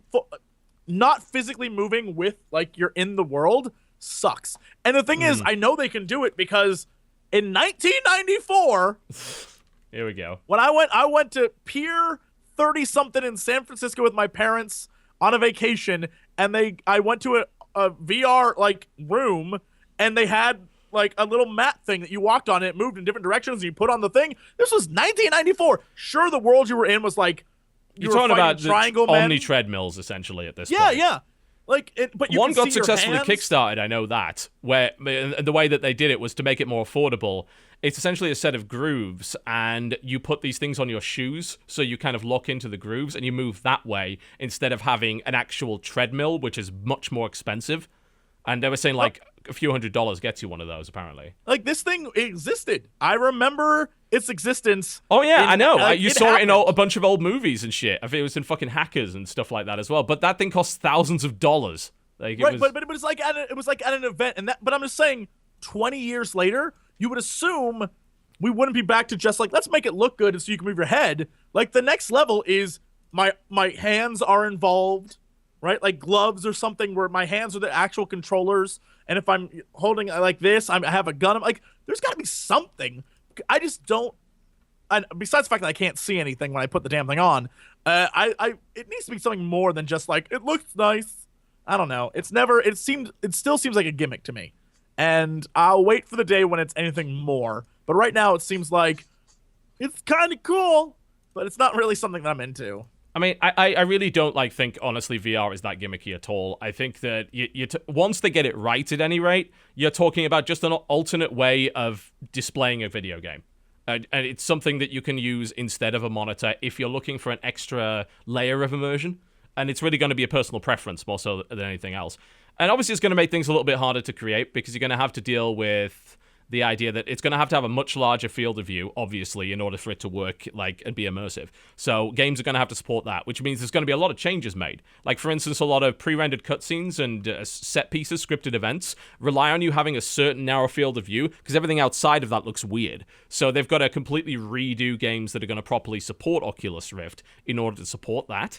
And then you've also got to think about user interface. You can't just use the same UI. I think it was Valve was trying it with TF2, and they discovered that the same UI, you can't do it. You've got to change the way the UI works to actually operate properly in VR. So I think there's a lot of technical challenges for games companies to overcome, and I suppose the question is, will it be worthwhile support? Will there be enough of these damn things sold to justify it? I think there probably will. I think there's enough hype behind the Rift that it will sell enough to justify actually putting support in for the games that matter. But I mean, I don't think it's a gimmick. I really don't. I think it can genuinely enhance the experience. I actually when I went to TI4, I went to Valve and I had to go on their VR setup that they've got. They've got and like you said, it's the whole thing. You put the head thing on. Again, I had the glasses problem. I didn't wear my contact lenses that day because I'm an idiot. So it wasn't perfect, but after a few minutes, got used to it. Now the lag that they've got and everything like that, it's brilliant. It's absolutely brilliant. There's no sound that's sort of brilliant at the moment, but it's good enough. And they've got a series of sort of demonstrations, if you like. And it's so immersive, and the textures are so good, and you can actually move around the room. It's full room. So the whole room it's in, as you walk around, it changes your perspective on what you're looking at. So it's not that kind of fixed Oculus Rift. I'm sat in a seat, I can look around. It's just like a fancy version of Free Look, right? It's actually immersive. And rather than have games, they've got a series of things like you're on a planet and you're looking around the planet and stuff, and you're in a room with a robot, and you can press your head through the robot and see different layers of the internal workings of it and stuff, just as a sort of show off. And I was talking to the guys about it and saying, there's no way, if it's this immersive, because afterwards I was like, holy shit, this was ridiculous. There's no way that you could have an actual shooter, like a traditional Call of Duty shooter that's that immersive and still have people just say, it's just a game. Because honestly, it would be weird if it's that real, that you're actually physically moving and physically shooting someone. I wonder what effect that's going to have on people when they play a game, compared to just using a mouse where you completely know it's a game. I do wonder what kind of mental connection you'd have with it. I still obviously side with adults can distinguish fantasy from reality, and fucking prove me wrong is my default position on anything regarding things like video game violence and immersion. I'm not saying it's going to make people run out and kill people, but I'm saying that the effect it had on me just walking around a room and looking at a robot was that I completely felt I was there, and I was instinctively ducking. There was one demonstration that had whirling shapes above you, and I turned around and there was one coming right for me, and I just instinctively ducked. And it's that kind of connection with the physical that I wonder, with a game, you're just looking and you're just playing. But once you cross into virtual reality, I'm not saying that someone's going to come out with a shooter with the Oculus Rift and people are going to run around murdering each other, but it is going to have an effect on how you design games and what's going to happen. Because you're going to have to change the whole way you design games.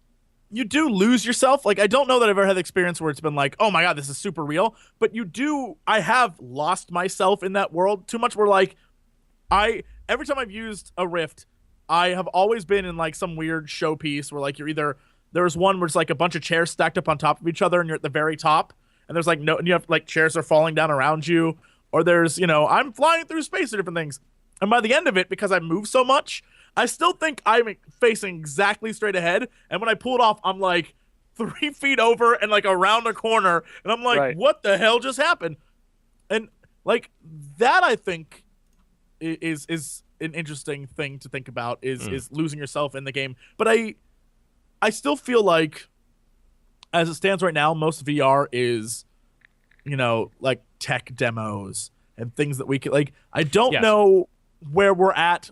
Like, it's going to be years and years and years before we see something viable in VR. And I just don't, I don't think it's the technology. I really don't think it's the technology. I think that the way you have a game that involves VR, we need to completely change the way we design games. Yes. Like, we're designing things around corridors and rooms and, like you said, set pieces, and you look this way and a monster comes out of a door. So you need to the game developers that need to work. It's like going back to square one of game development, because it's completely changes the realm of you need to make the player look this way. How do you do that? You can't really do it without screwing with it. I think, like, the easiest way that you can do it in that situation is if you're doing a scripted event where the player's head turns, you still let them have some freedom of being able to look around a little bit.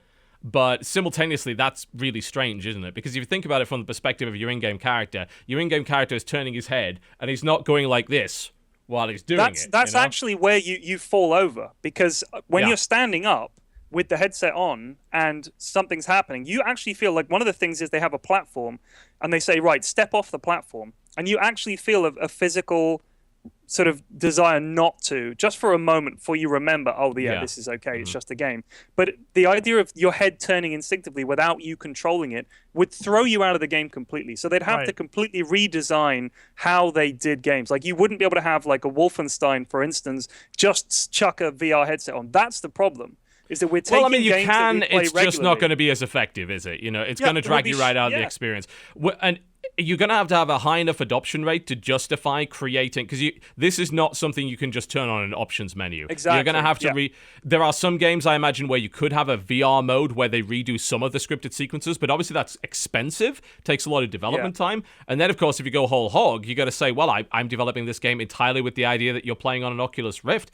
And I don't know. I think maybe my theory on it is maybe you can be backwards compatible in the sense that you design a game for a Rift, but the functionality you've put in for the Rift is still functional on a regular monitor. Think about it for a second. Like, is it actually necessary on a regular monitor to drag your head around like that in a scripted sequence? It really isn't, but that's the way that they choose to do it, to make sure it's like, this is the optimal camera angle for this scripted event to be the most effective. There's nothing stopping them, not doing that. Maybe that's just a design philosophy when it comes to scripted events that needs to go the way of the dodo. Yeah, it's just easy, isn't it? It's just much easier that way, yeah. Of course.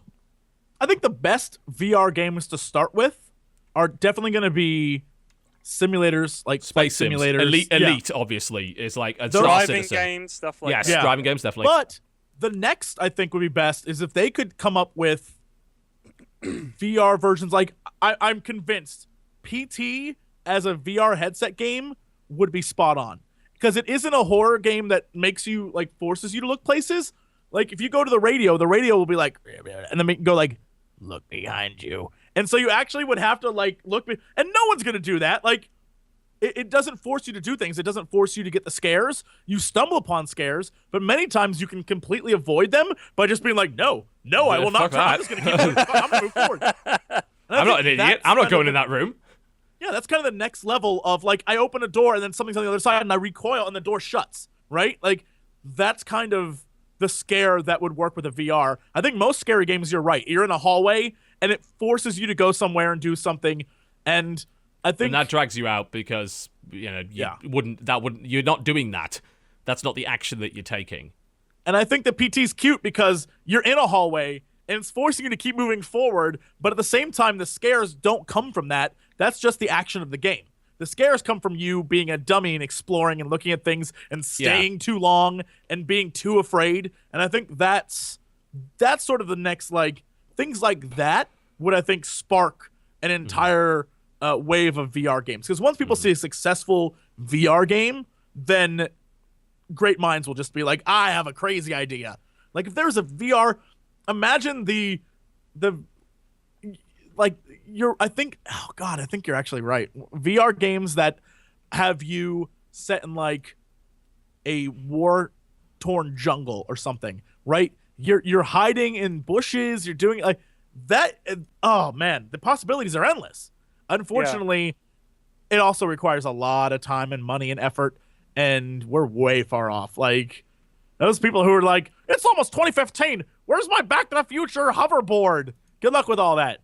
Yeah, because it turns out that shit's really expensive. Yeah, and utterly fucking pointless. Like, why has no one developed a hoverboard? Because it has no practical value. That's why. What? Fuck that. You saw Marty got away from those guys because of the hoverboard. If he had a regular skateboard, he would have gone in that lake. No problem. It didn't work on water. What if you had a jet ski instead? What if you just had a jet ski? That would work.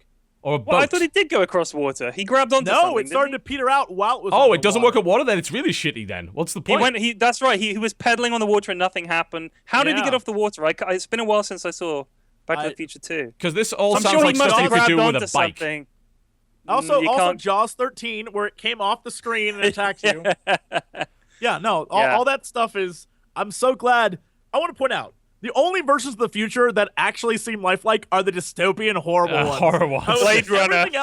Everything else is like 2027. It's going to be great. Everyone's going to be... No, 2027 will look just like now, except we'll have like tinier fucking iPods. It'll be it'll be the exact same thing. We might have self-driving cars by then. I think that like by then we'll probably end up having that technology. That's already self-driving cars probably. I mean, yeah, they're putting them on the road this year, if I recall correctly, without any of the actual pedals and the driver in there to stop them from that's when Tom Cruise uses his like gesturing to track you down and get you before you kill someone. The thing is, like, I've seen people, all of the films that do that. I'm like, why is this more practical than a mouse and keyboard? Because the answer is it probably fucking isn't. Like, it reminds. Actually, there was this one scene in Agents of S.H.I.E.L.D. that really like made it obvious how stupid the system was when one of the scientist guys were off the plane, and one of the other characters had to use the thinking computer, and he couldn't figure out what the gesture was to get something done. It was like, use a regular computer. This is why this shit is stupid, because you got to know all this stuff instead of it being practical. You just click an icon, then it comes up. It's like, oh, what I did, I need to craft some arcane spell in order to get this stuff up. No, it's bloody useless. Also, if they want to clear stuff off the screen, they always have to do this dramatic swipe. Yeah, it's like, you can just right-click that, homie. Just right-click, delete. No problem. There's a reason why our current operating systems work the way that they do, because it's the most efficient way to do it. That's why they're all so fit in the future, because they're doing that damn swipe over and over again. In the future, the only video game is Fruit Ninja, and our society has adapted to that. Therefore, this is all you do all the time. Taco Bell won the food wars. It all makes sense. Pizza Hut won it. Pizza Hut won it, yeah. Defending. Me and Pyrion know that Pizza Hut won it. The American version is the false god. I don't like Pizza Hut. I'm sorry, I hate Pizza Hut. Of course you do. It's shit. It is bad, yeah. It's better in the UK than it is over here. Is it really? Yeah, it's terrible over here. Holy Christ. fuck. Yeah. Yeah, look at the UK version, then imagine that the US version is 3 times worse. Oh. You don't. Like, Pizza Hut is desperation incarnate. It's like, I have no food in the house. I'm not willing to hunt the rat that's in my garage, so I'm going to order Pizza Hut. Wow. Guess who's not getting a sponsorship this year? I was about to say, you don't want an I Justine pizza, TB? I don't want to look at that. I'm like, what has the world come to? We've lost, and they're just left. Pizza Hut has YouTuber pizzas. They do. They do. The best. For some stupid reason. YouTuber pizzas? Yeah, they had a couple of YouTubers do a pizza design and put them on the website. It was just so silly. I don't know. Rooster Teeth pizza? The Rooster Teeth? Yeah. No, the Rooster Teeth podcast pizza. Yes, not just specifically. Podcast. Yeah, I assume it was some sponsorship agreement, but it was just the most surreal thing I've seen. It's like, God. I mean, look, I desperately want to try it. I want to try the Justine pizza. Well, order one then. That'd mean I'd have to call Pizza Hut and then. I'm sorry, what call? Are you in 1992? You realize you can order online, right? Every time I order online, it always shows up awful. I like to call and be like, "Look, I'm that old man who's like, what do you mean I want shows to up talk to offline? the weirdo." Pizza website's never down. It's always there. Jesus. It's always wrong. Always wrong. Every time I get it, I have to rely on someone to be able to read whatever comes through the interwebs to them. Oh, them fucking up is nothing to do with the website. It's because they're bad at their job. Yeah, well, I'd rather call them and listen to them and be like, "I'm sorry, what would you like on your pizza?" Like, all right, 14-year-old, this is what I want. And then they fucking judge you because you want to change the ingredients. It's like, don't mess with the arcane secret recipe. It's like, I will mess with this fucking recipe. If demons come through the vortex as a result of me messing with the recipe, that's going to fucking happen. You're just going to have to deal with it. Have you not been into a Burger King, Jesse, and had them fuck up the simplest way. of orders? Like, it's meant to be have it your way. I wanted to order 2 quarter pounder with cheese meals, or whatever the fuck, the bacon double cheeseburger meals. Yeah. I wanted a kid's meal that comes with a drink, and the drink was orange juice. And then I wanted just a cheeseburger and just a lemonade, and she could not understand the order. And this happens every fucking time I go to Burger King. At the moment you deviate from meal 1, meal 2, go, they push a button. You say lemonade, they push the lemonade button. It spits it out on the screen. Get a lemonade, idiot. And they still can't fucking do it. I want to point out, this is my favorite. May I suggest not going to Burger King anymore? This is my favorite Burger King thing. Here in the States. Why are we even talking about this? It's 2 minutes before the end of the show. We're talking about Burger King. This is a great show. They have a sandwich called the Yumbo. It is a ham and cheese sandwich. It's ham and cheese. Okay. Why is it called the Yumbo? It's just a fucking ham and cheese sandwich. Right. But the point is, if you read the reviews, everyone's like, it's awful. It's disgusting. How do you screw up a ham and cheese sandwich? It's ham and cheese. By getting poor quality ham and cheese, I imagine. But they do it, so I don't go to Burger King. I haven't been to Burger King in too damn long, and probably for good reason. Because it's awful. It's pretty terrible. It's a ham and cheese sandwich, guys. You could literally, for the price of a ham and cheese sandwich at Burger King, you go buy bread, ham, and cheese, and eat it every day for a week. Yeah, for real. Saying. Yeah. How do you fuck up a ham and cheese sandwich? Oh, the reviews are the best. They're like, I remember eating the sandwich in the 70s, and it was so much better than this one. What? I remember eating ham in the 70s. Like, what have we been doing? Oh, God. It's actually the end of the show. I don't even know if we said it one worthwhile thing this entire show, but that's what you're getting, folks. That's how it's going to be. So let's... I suppose people can talk about what's going to be coming up in the next few weeks. So, Pyrion, where's your channel, and what can they expect? Just Google PyrionFlax, and I think I'm the top PyrionFlax link you'll find on Google. You are the number one PyrionFlax in the UK. That's right. My YouTube channel is there. Follow me at PyrionFlax. It's all pretty much the same name. And I mainly make Dota videos, but occasionally I find another game, like I did a Mobius playthrough because it was such a miserably awful game, and I finish it. But more often than not, I start a game playthrough and then I abandon it because the game is too boring or too bad. So don't expect complete games from me. I just play them until I get bored, and then I'm done. Yep. Good advertisement right there. Indeed. You did it. You definitely did it. Jesse, what's coming up? I will simply say that 12,000 more hours of Dragon Age. Get ready for that. I bet you're still in the hinterlands. And no, I moved to the Storm Coast and discovered that place was like just as bad. Yes, it is. Why do people keep lying? Like everyone says, "Oh no, just get out the hinterlands. It's amazing." No, the Storm Coast is just a smaller, rainier version of the hinterlands. The desert's a sandier version of the hinterlands. It's all like that. Oh God. So lots of stuff, lots of collecting, Stop pretending. Lots of elf fruit. Gotta get that elf fruit. God. Herb Collecting Simulator 2014. And, see, and I bet you hate that, Jesse, having to collect all the elf fruit and everything. No. Here's the deal. I'm a loot whore, but I like it because I collect it and I can spend it. Yeah. And if I die, I don't lose it. That's the deal. Okay. I feel like the time I put into it is rewarded. Unlike other games where the time I put into it, then I get screwed if I die. This is supernaturally rewarded because I can resurrect. That's the difference. I got you. And Scary Game Squad will return. We have a whole series done, and it's ridiculous. And I get so scared that I spill everyone else's drinks. Drunk, scary game playing. It's fun. Oh, my. And, yeah, I'm trying to think of what else. A bunch of other things. We're going to do fun things. Also, people keep bugging me, so I'm going to say it now. the Geek and Sunday show I'm doing will be out in January. So cool. Calm your tits. Very cool. It is an educational show where smart people tell me things that I don't know the answer to. So there you go. January. Now stop bugging me every 5 minutes. Mwah. Well, I'll probably, let's see. So, Podcast Archive should be out on Thursday as usual, and then I'm shooting for the top 10 of 2014 to be out tomorrow, but I can't guarantee it. I've done all the audio, I've got all the videos downloaded for it, but I've got to do the edits, and I'm going to be honest, I might get to the end of tonight and decide that I'm too tired to finish it. So, I will try, but I've got to go in for chemo tomorrow, so priorities, and I'll probably take a couple of days off after that, and then we'll try to get back to WTF Is, because all I've been doing for the last 2 weeks, because I decided to take kind of a couple of weeks off for Christmas, has been doing the sale box videos. So I'll be back to WTF Is, and I think it's mostly going to be trying to catch up on the games from 2014 that I missed. So I'm not going to guarantee anything, but I still haven't done my video on Dragon Age, so I've got a lot to do. So Wait, so you're doing more than, your top 10 isn't your award show? No. I'm going to top 10 as well.